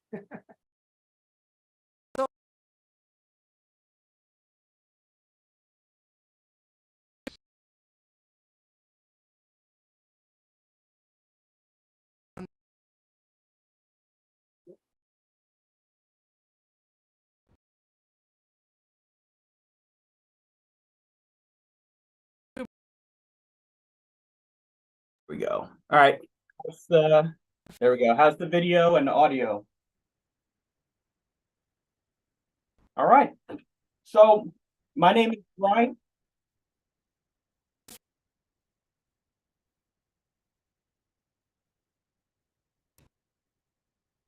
All right. So my name's Brian, and from Alter Ego Designs and Brian's Art of Creation. So I want to start off by showing you a few pieces, and then I'm going to do a little sculpture demo exercise that I like doing. So a lot of the characters that I do are either portraits type of work, or I also like doing little creatures and designs, things sort of similar to this, which is like a little hero character inspired by a little girl with disabilities that loves dinosaurs. And so I like creating pieces like that, as well as like little sketches and things, which is kind of what this challenge started out as, to do like a little Reaper character with a walker, kind of inspired by another child with disabilities. And then the other thing I like to do is to create portraits. So things like this one was inspired by my Uncle Stephen, and it was a little therapy session I had for myself after he passed away. And just being able to have a special little moment, a little creative moment, to where I just surround myself with pictures of him and thoughts and things like that. And so what I always love about creativity and the power of it is that it's something that you kind of get to express yourself, and you really get to explore different things that you might not have known about yourself. And so today, I just want to share something quick with you guys of doing a little quick sketch, depending on if you are, trying to work out a character, if you're running into some art block and not really sure where to go, or if you're, having some trouble with starting out, if you're just getting started sculpting or creating, or you're not sure where, what steps you should be taking, then, I got a few exercises that I'm just going to kind of throw out there and kind of do really quick. And if you guys have any questions as I'm going along, I'm going to try to see if I can follow along. If not, I'll kind of go back in the chat afterwards and maybe do a little something else to kind of help explain what I'm doing or answer those. But right here, all I'm doing is starting out with water-based clay. And that's just a preferred medium just because it's quick. I like how soft the water clay is, and I like being able to kind of shape it and form it, and how it kind of starts to get harder as you work with it. But one of the things that I like to do is, let's say you wanted to start out with just creating a character, and you gave yourself maybe a little bit of parameters, and we did maybe something like this box shape. And what we're going to do is, because we don't have any real ideas of where we're going, we're just going to say, this is my starting place, and I'm going to get my ideas from this. And so a lot of, people that I meet that say, I don't know how to draw, I don't know how to sculpt, I tell them, what if you just started with a smiley face? What if you just started with an emoji and, maybe a couple eyes, a little off-centered, a little weird sort of mouth kind of thing. And already you can see that we're starting to have something.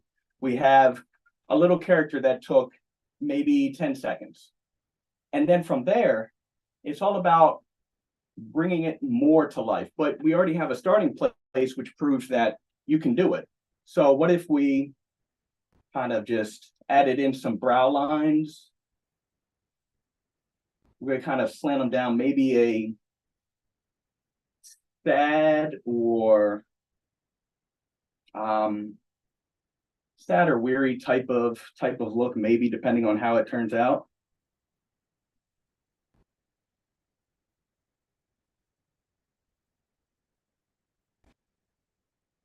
And then kind of go a little bit deeper in this mouth. And you know what? Maybe even open it up a little bit. And just by kind of using a tool to kind of press in, this will kind of turn into the inside of the mouth, or the lines for the teeth.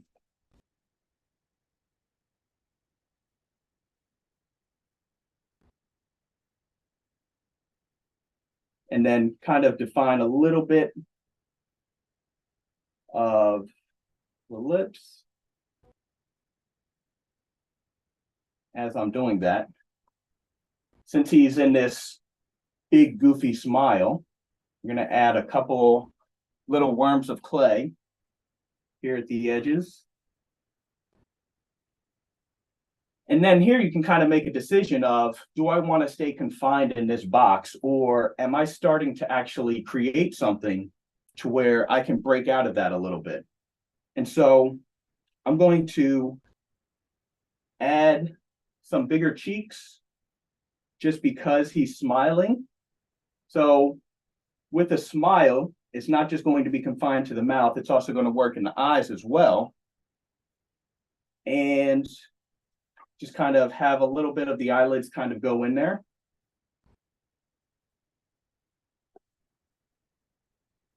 Do the same with this side. And this side will kind of break out of the frame a little bit.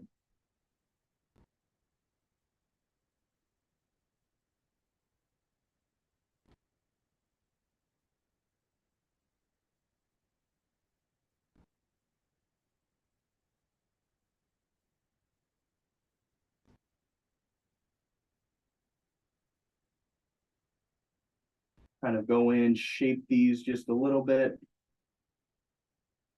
The bottom of this is kind of looking weird because of the shape I've got. But I'll kind of keep playing around with it, see if I want to adjust that a little bit later.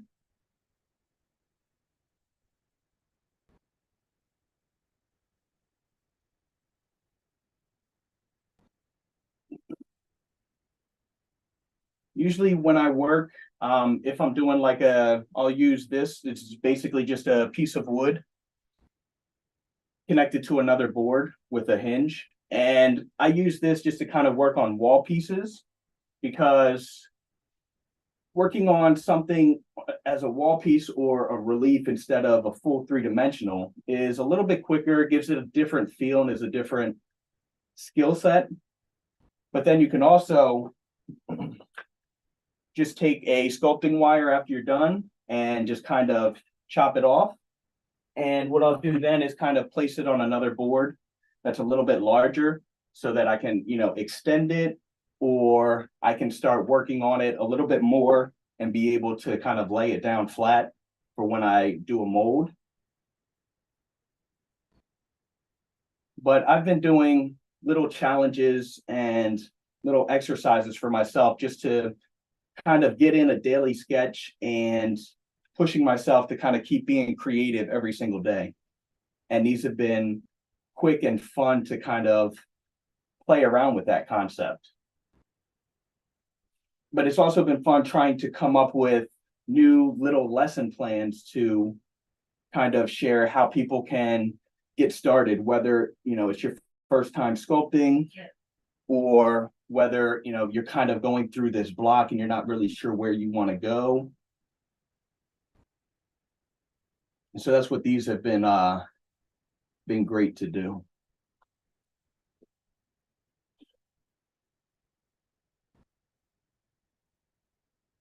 And with these quick sketches, it's also going to be something that's going to be fun, but you're going to have good pieces. You're going to have pieces that you don't like.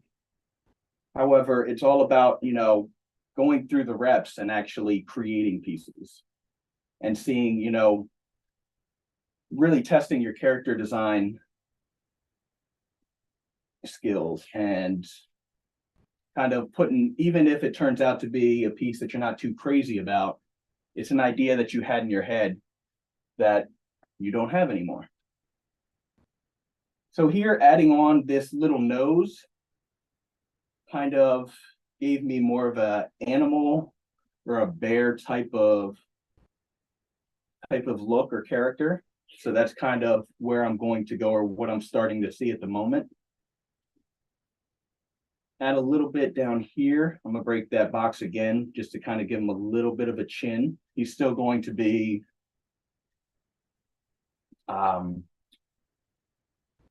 He's not going to be symmetrical. And kind of a little bit more cartoony, maybe.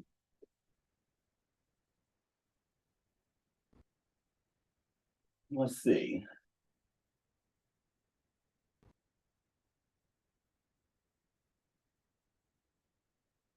I'm gonna go out and ears. I love adding a lot of ears, whether it's big crazy ears or weird things like that, to a lot of my characters.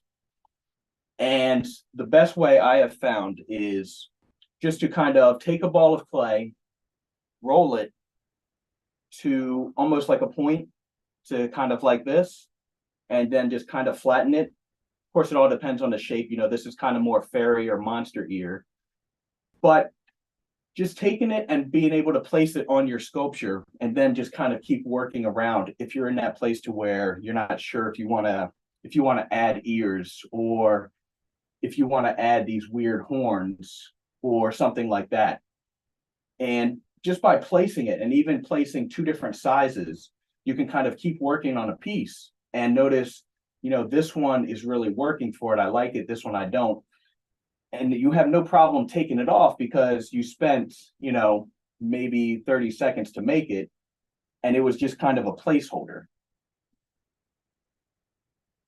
I'm going to come back to that.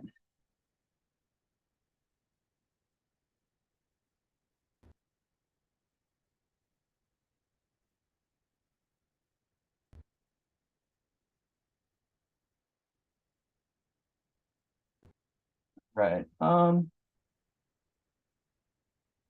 not sure if it's laggy on anybody else's end. I'm seeing a comment about that, or if we're having any audio issues or video issues.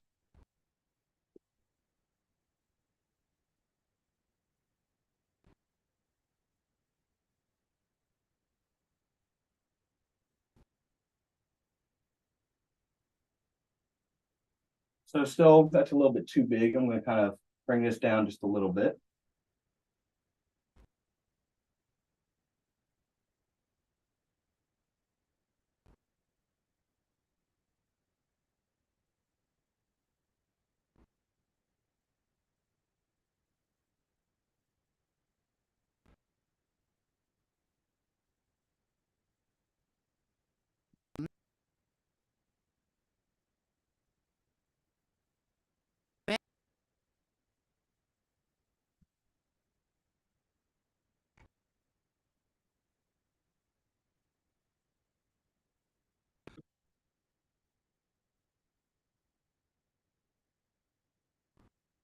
Okay. I closed some of the extra windows, so maybe that'll help. I'm going to keep going and we'll see what happens.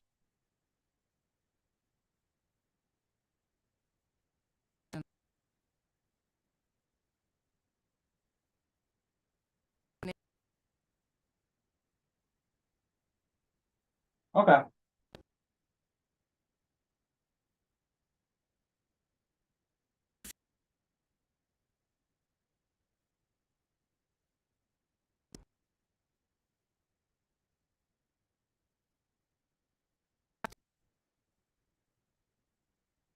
Yeah.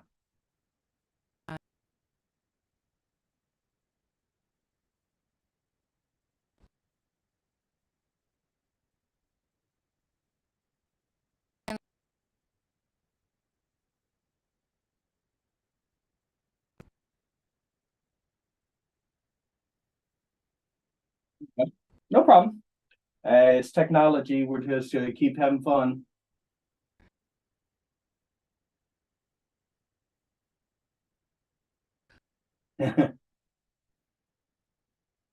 So yeah, so it is kind of looking like a stone Lion King character here.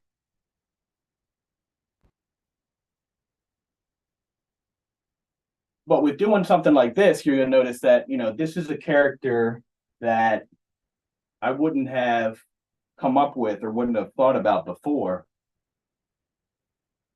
And, you know, it just kind of helps you to kind of get started. It helps to kind of overcome that blank page.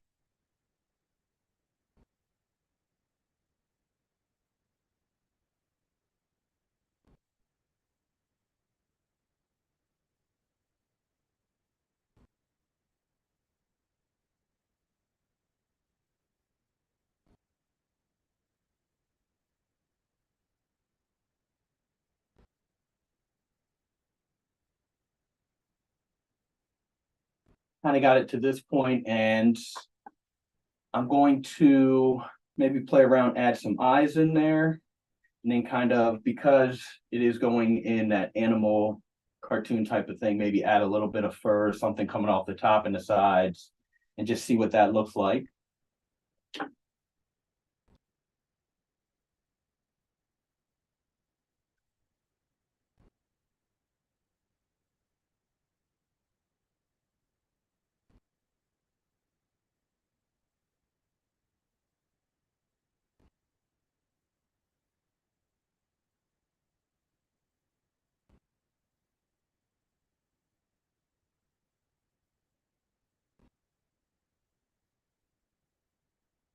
So one of the biggest things that I always like thinking about as I'm working on stuff and as I'm sculpting is trying to create an interesting character with expression and trying to really bring that expression to life.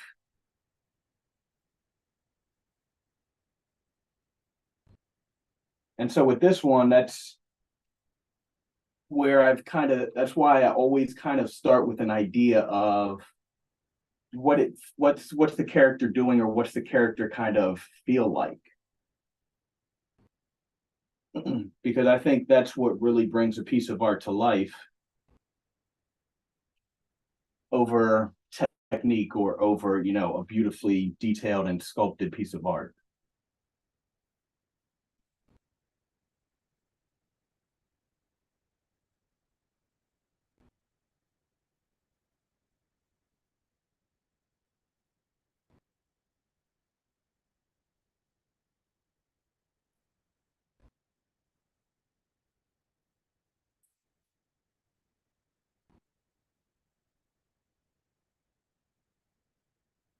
And just to let you guys know that's watching, we're having some technical issues or difficulties. We've seen that it's lagging, so we're kind of not 100% sure what it is, but we're going to kind of work on that. So sorry about that.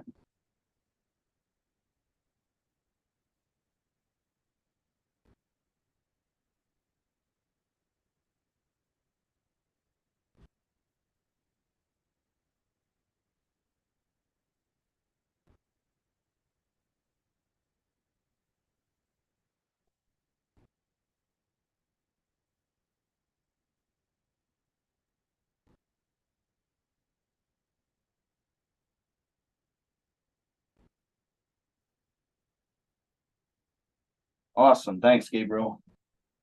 Lag is there, but the message is still getting through, so that's the main purpose of it.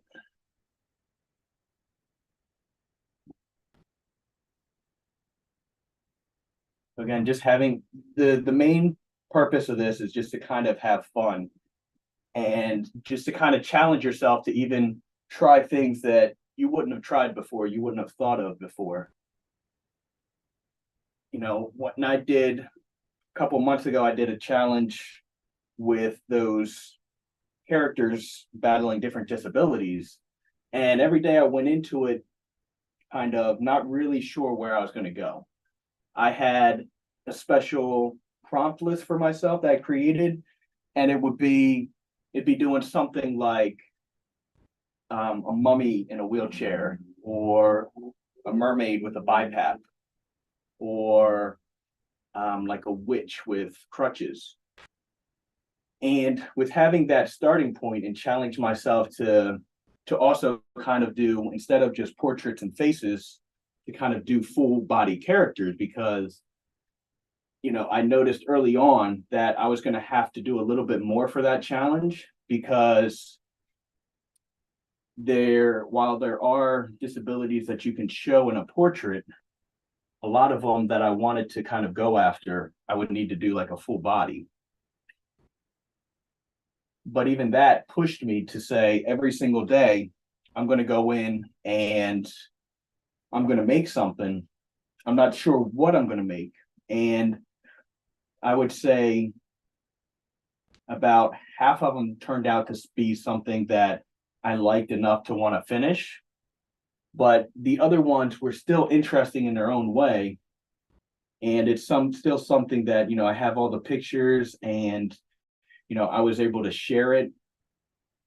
And really the big purpose was, being able to include different children, different people with different disabilities to be able to kind of see themselves in artwork, creating characters, creating monsters that, might have the same disability that they might have, or be using the same tool, such as a walker or a wheelchair.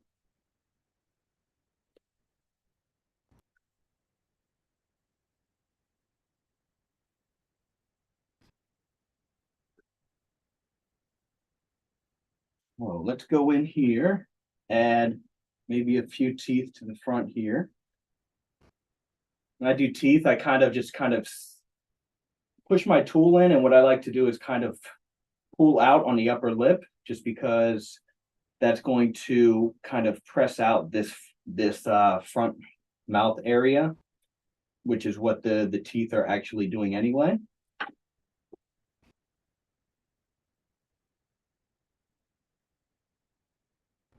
And I will insert just a couple little worms of clay to be the fangs. Nope.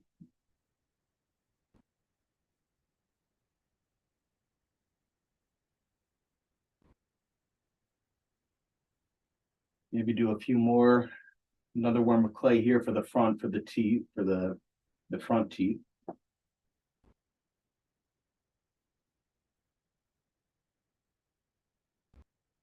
And carve out a little bit just to make those stand out a little bit.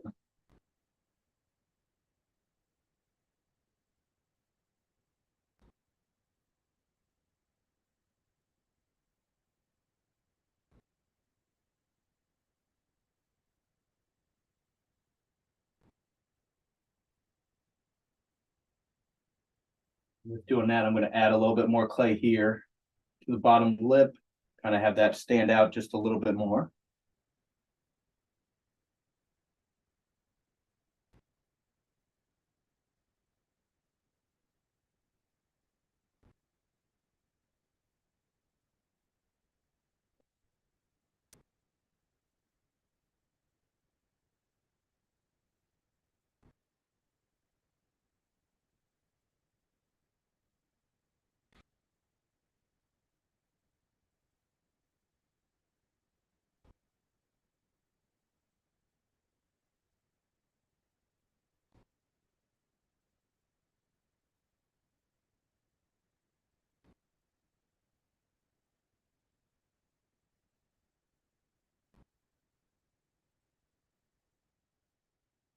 All right. And there you have this weird little lion character.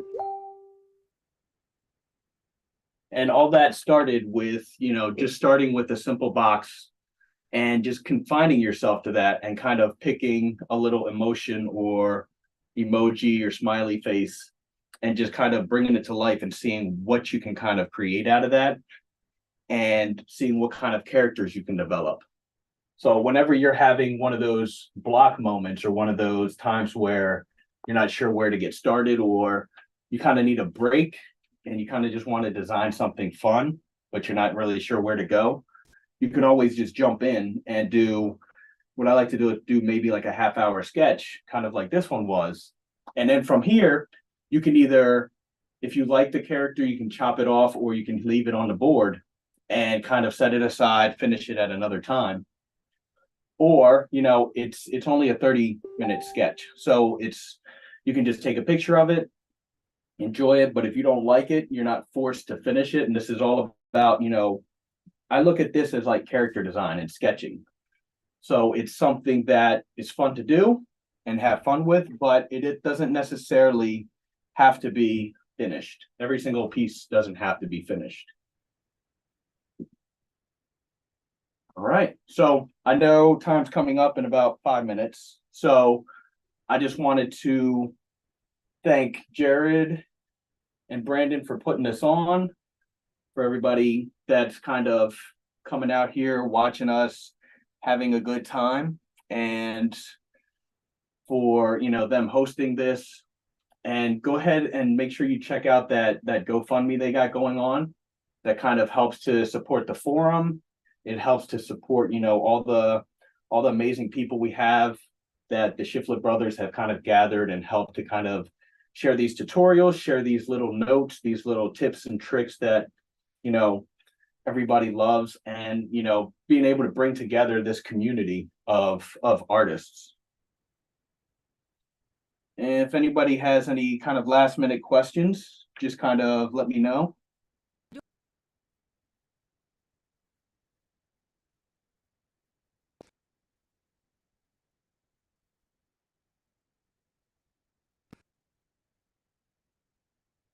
Yes, so I am at Alter Ego Designs on Facebook, Instagram, as well as my YouTube channel. And my website is at briansartofcreation.com. Yep, I can add that to the chat as well.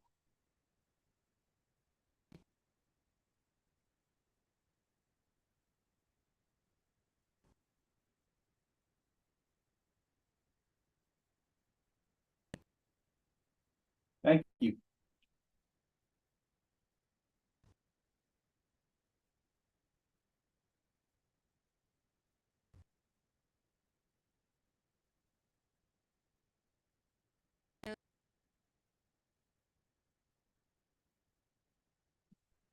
Thank you.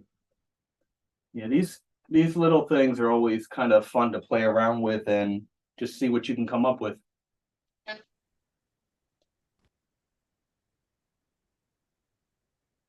Thank you. Yeah, these little things are always kind of fun to play around with and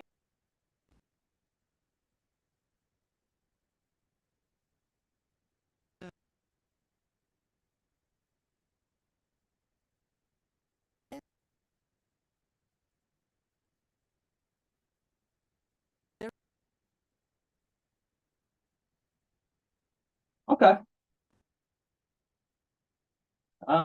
Yeah, so this is what I came up with. I love doing these kind of exercises, and you know, I also have a clay therapy course that you can get to through my website, which has a little bit more of these kind of different exercises and different art challenges that you can take on and try out. But I love sharing, you know, things like that, whether it's an in-person class, and being able to show people that everybody can create something awesome and sculpt. Even everybody I've met that said, you know, I never sculpted before, I don't know how to. I've always seen them come up with some really interesting characters. It's just a matter of once they just have to get over that hump of actually picking up the clay and getting started. And then they're able to they find it pretty therapeutic just kind of rolling and playing with the clay, but they're also able to create some really interesting characters and just kind of have fun. So thank you guys for watching, and stay tuned. Enjoy the rest of this stream and cheer on all the other artists that are going to be participating.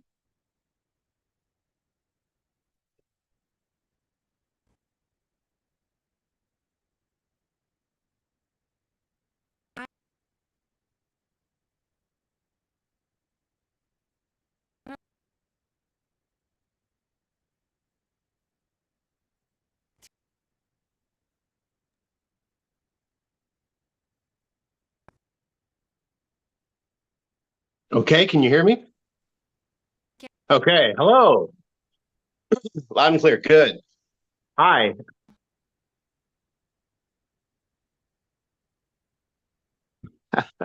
Yeah, Brian was great. I enjoyed watching that. Sorry, I jumped in there. I didn't know. I was just trying to test out the setup.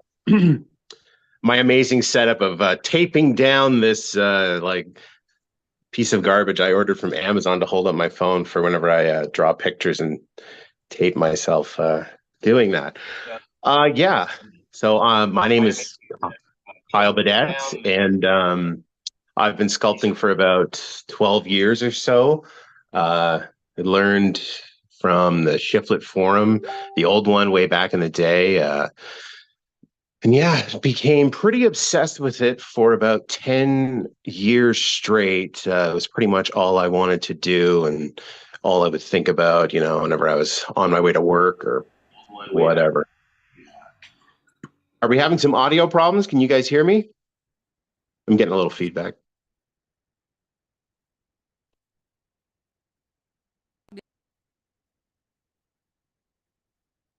Oh. All right. Yeah, anyway, like I was saying, so 10 years of sculpting, I would post things to the forum, and Jared and Brandon and everyone, they were all super nice, just kind of helping me along the way. I struggled for so long to get anything that I cared at all about that I didn't want to throw away. And I still have the first thing that I ever, or maybe I'll grab it. I have the first thing that I ever made that I felt like was pretty good. Maybe Jared would remember seeing this thing on the forum. It was like this Marilyn Manson looking orc I made. I kept it forever just because I use it to paint, to test my paints on now. But this was the first time that I felt that I had set the eyes back far enough that it had an expression that seemed to be interesting or something. My light might be ruining things here. Let me turn that off.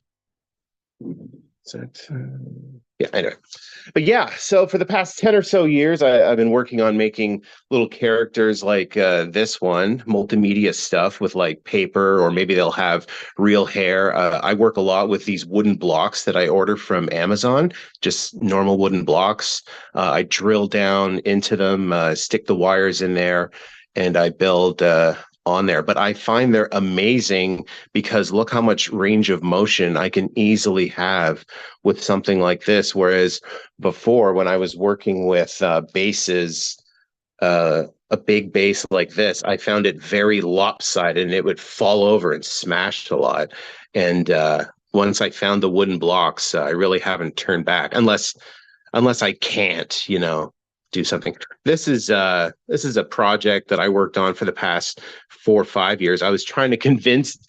Here's how stupid I am. I was trying to convince Disney to make a stop motion Star Wars movie.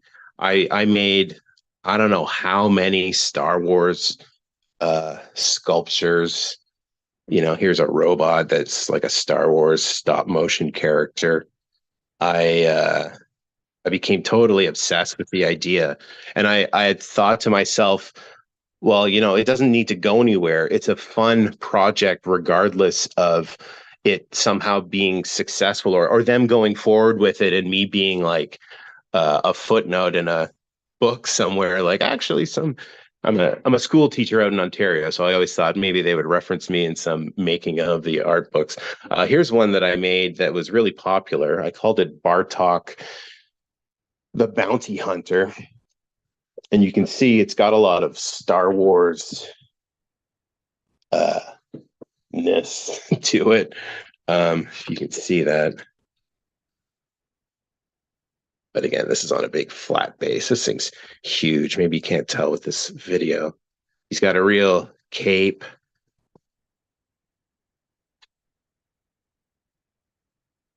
It's quite the character.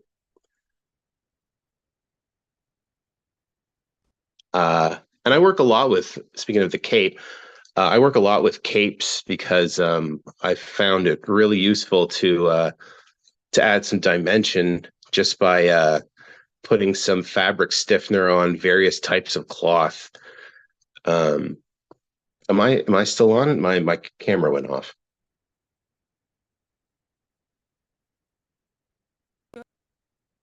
Oh, okay. Yeah. Okay. Yeah, I just I love using capes and real cloth and real hair anytime I can, I'll add just a little tuft of hair onto a character. to give it that extra life. And I really, I used to never paint anything, but once I got into painting and got a little more confident, a little better at it, I found it brought a lot of my stuff to life. I don't sculpt as much as I used to. I really hope to get into it this summer, back into it, that is, because I've been missing it. And a lot of people who enjoyed some of the sculptures I made in the past have been kind of wondering what on earth I'm doing. But I've been working on children's books, drawing them. But I also want to create children's books kind of like this, with little 3D scenes that I would take pictures of to tell the story. So this is just a piece of cardboard from an Amazon thing that I ordered or whatever. But then I saw a little scene in there, so I sculpted in there. And my hope is to make a book of little things like this. I've seen it done before by some really cool artists, and I hope to join their ranks doing that. Here's a pretty big one I set up because I sent a pitch to a publisher saying I wanted to do this, and I'm just getting it right now. Hold on. But I sent a pitch explaining my idea, and they were all for it. They wanted to do it, but then I sat back and I thought, this is going to take me forever. But here's an example of some little creatures eating a big, disgusting spider for their dinner. And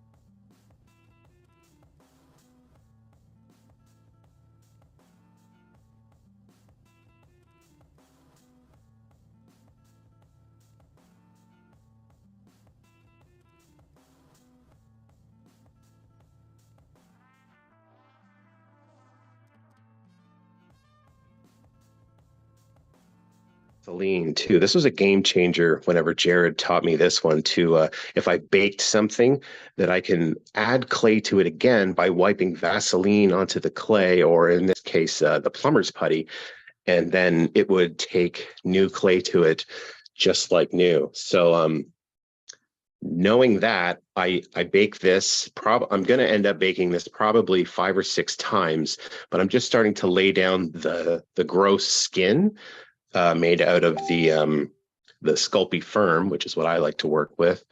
And what I'm doing is I take a chunk of Sculpey-Firm. Here's just a tip that I thought of. What tip could I share with the sculpting forum that they haven't heard a million times? And maybe you've heard this before, but here's what I like to do really wrinkly, detailed skin that I would have done for, here's a Cthulhu that I made.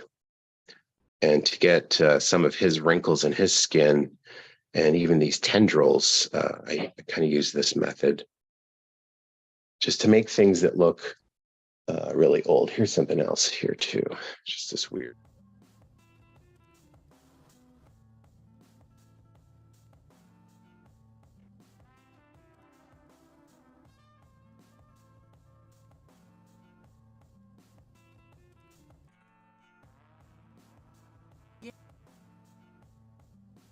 it out as much as I can with my own fingers, trying to get it really warm and flexible while I do that.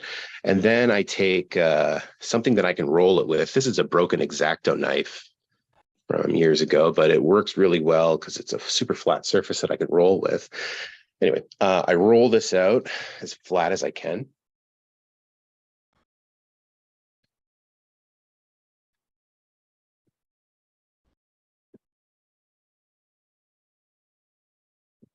Okay, pretty good. Peel it off of whatever table it's on. I hope this peels off. I don't normally work on this table. It's got my cardboard on it. Peels off. Good. And it can rip. That doesn't matter. So now I've got this flattened out piece of clay that we've all seen a million times. But what I'm going to do now is I'm going to further pinch it and just get it really malleable. So rolling it out is not enough. You need to work it with your fingers like this, and then it becomes extra floppy, kind of like a real piece of skin. Even more. And again, since I'm making such a gross little mummy character, if this rips while I'm doing this, if it folds over itself, it's perfect. I don't care. All that stuff is great. So there's a fold right there. I did by accident, whatever.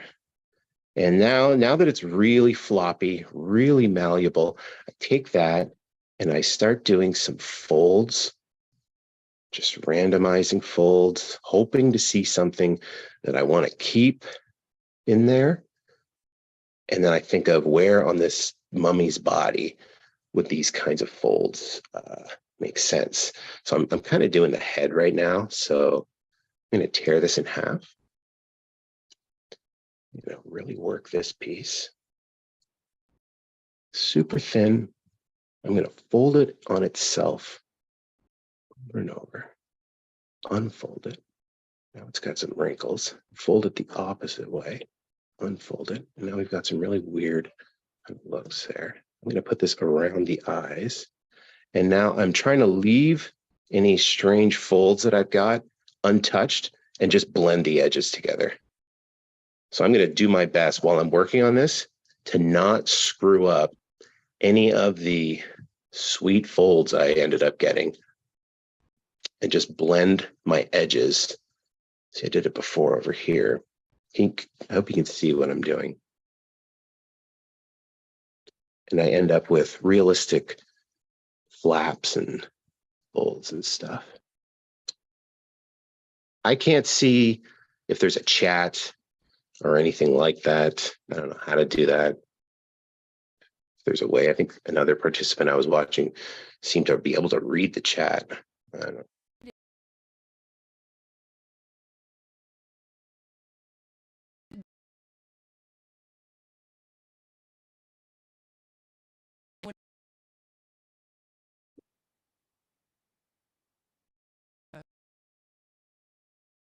Mm-hmm. Okay. Glad to hear you're happy.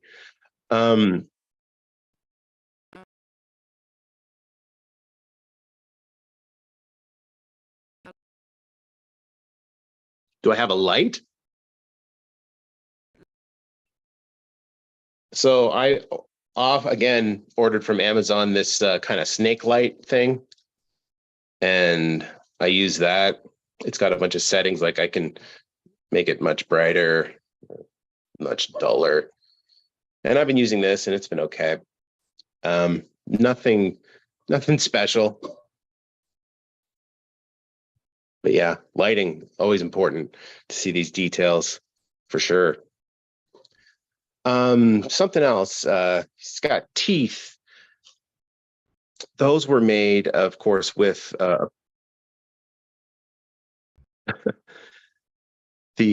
light is strong. Oh.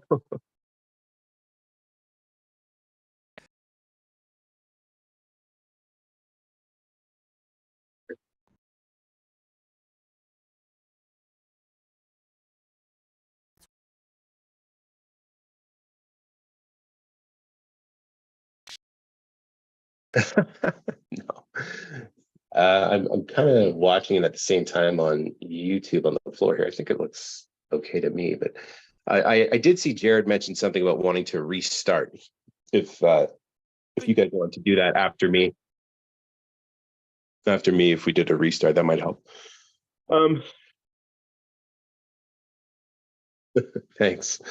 Thank you. For teeth, I just want to say I get asked a lot about making teeth on sculptures, and I just find that it's easy. It's just some more of that Odie Fix-It stick, and I just form them into little teeth. I have a pile of teeth, like a weird tooth fairy, and made from Odie, just this stuff from whenever I need it, and then I can I put them in with tweezers into the mouth, into like clay, or maybe even like I've done here, some epoxy that was curing. And I find little teeth like that, and not trying to sculpt your teeth into your mouth afterwards, but actually making each tooth and sticking them in with tweezers. I find that goes a long way to making a character like that. And similarly with the eyeballs, I don't make my own eyes most of the time. I will take a bead I buy these from Michael's, and I jam them in there and I paint them. I get a lot of questions about, do they melt in the oven? They almost never do, but I can't say that they haven't. But what's nice about these beads is they come in all different sizes. This one has like a medium bead, and just the eye contact that I can get while I'm working with an eye that is not going to get smushed somehow, I find it brings it to life really, really early, and keeps me going through looking at the expression the whole time, making it feel alive. And my focus is just to keep it in that steady state of being alive. Yeah. Big focus for me, and I heard Brian say that too whenever he was sculpting, was the expression. I'm 100% pretty much only interested in the expression that I get from a sculpture and the character, and I always hope too that it tells like a little story. I think there's a piece that Forrest Rogers made that Jared, I think your mom had or recently sold or whatever. It was this boy standing on a moon, and I think it was like from a fairy tale. And that was a real eureka moment for me when I saw that, because I had been learning from the Shiflettbrothers for so long, and they were making awesome muscle dudes. But I thought I kind of want to make creepy creatures and fairy tale things. And whenever I saw what she made, I knew I could take everything I'd learned from you guys about building the armature and how to sculpt, and I could do something more in my style, because that sculpture was like a real eureka moment. Many sculptures are, but that one stands out. So yeah, still putting on some wrinkly skin. Another thing I'll probably be doing here is I'll go in. I always like using clay shapers from Royal Sovereign. They're just those rubber tip, whatever, but these are very hard. So I'll go in and I'll do a lot of wrinkles and stuff this way. I do the first big pass, and then I go in and do all these little details following how, lines would, or my understanding of it anyway. And then I'll bake that so I don't lose it. And I'll go back on, wipe on more Vaseline, and try again. And another thing is I'm not above cutting out any mistake and just trying again. I do a lot of that, actually, ripping things up and cutting off heads and starting over. Another thing the Shiflettbrothers taught me. And speaking of which, if you haven't given to the GoFundMe yet, please do. This marathon in the name of Jared and Brandon, all they've done for so many artists over the years, but certainly the 70,000 that have joined this amazing Facebook forum. One of the last cool things on Facebook. I always say it's like one of the only reasons I go there still, to check what crimes have been committed in my city, and then to see what cool sculptures you guys have all made. So please use this as an opportunity to drop Jared and Brandon a 5 or 10 or whatever you feel like you can give. How am I doing for time? I should have a clock in here.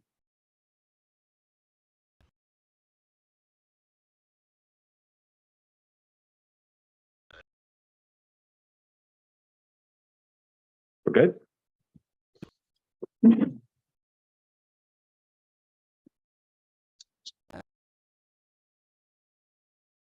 We got about 9 minutes left. Okay, perfect. Another thing I really like to do, and I think it's sculpture, although maybe some people don't, is kit bashing. And that's buying like a whole bunch of old model kits and stuff, and then putting them together to make spaceships and things like that. I got really into this a couple of years ago. Again, whenever I was obsessed with Star Wars, I wanted to make vehicles for the backgrounds of the little photo shoots I was doing. And so I made a whole bunch of Star Wars kind of style spaceships. This one's more of like a Blade Runner, I guess. But yeah, these are just like old helicopter models mixed with upside down cars and everything reconfigured so that it looks like a spaceship, following along with like the way that I think more or less they used to do this kind of stuff, is just glue a bunch of junk together and pray that it looked interesting. But I love doing that. I have a whole bunch of these. Way too many. I should probably get rid of them so I can have my shelf space back. But if anybody ever wants to get into this hobby, I'm a huge fan. I post a lot about it on Twitter and just help people out with questions that they have or bumps in the road that they may hit while trying. And I always say, if you want to get into this, just to go to a local flea market or garage sale and find whatever kits you find.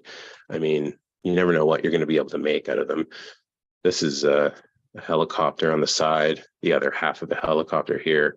This is a really cruddy car in there. And I just made 2 claws, I think because the shiflets were making a cool army man tank thing with claws. And I was like, yeah, I'll add claws to mine.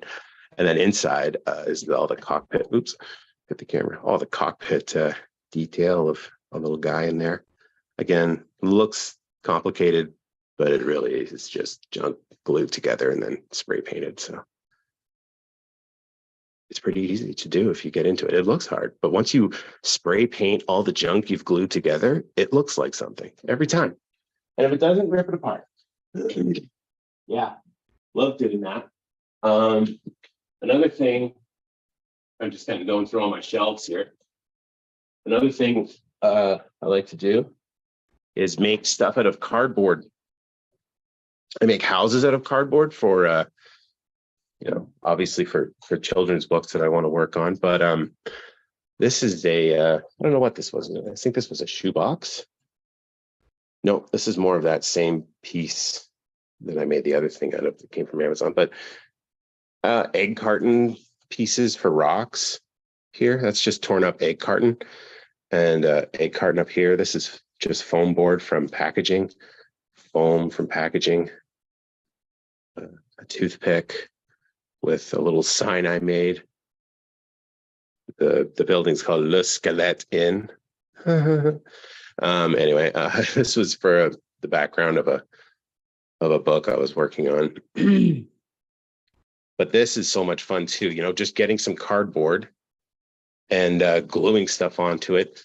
And the magic of sculpting with cardboard is all about mixing Mod Podge with black paint and painting whatever you make, because it turns it into a rock solid, unbreakable object. Like I could throw this down the stairs and it probably wouldn't break. It's really strong. There's a YouTuber called Black Magic Craft.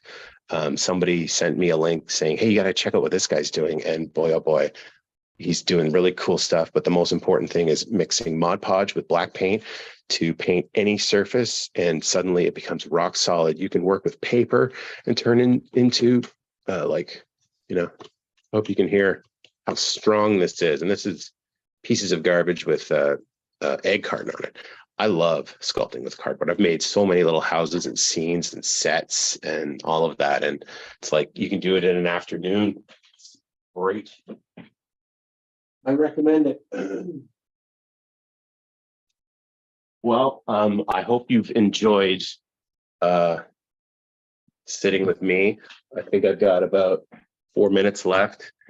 Maybe I will just kind of walk around my I call it my shop. It's more my little art room. Am I still connected? Ooh, I think so.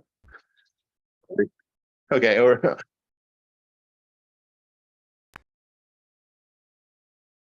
yeah, I have an airbrush right down here. It's a very cheap one, but it works. You know, you can order them on Amazon and they're very cheap, and you'll think that you're getting a real piece of garbage.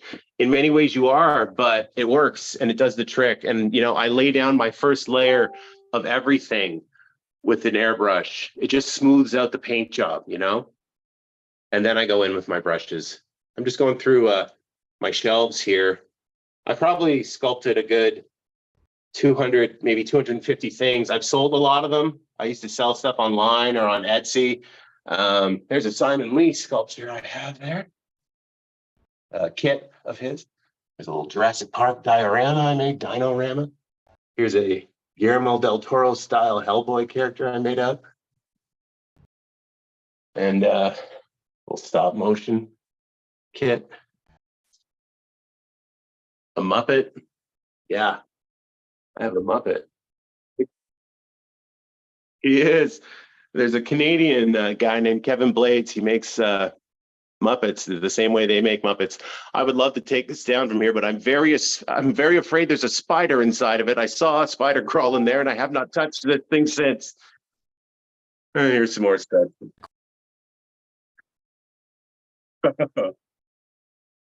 Yeah. You gotta have a Cookie Monster hat if you're gonna be in Canada. And then here's more stuff over here.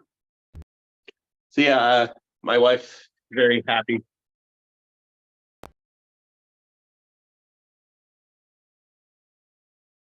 Yes. Yes. Yes. I love.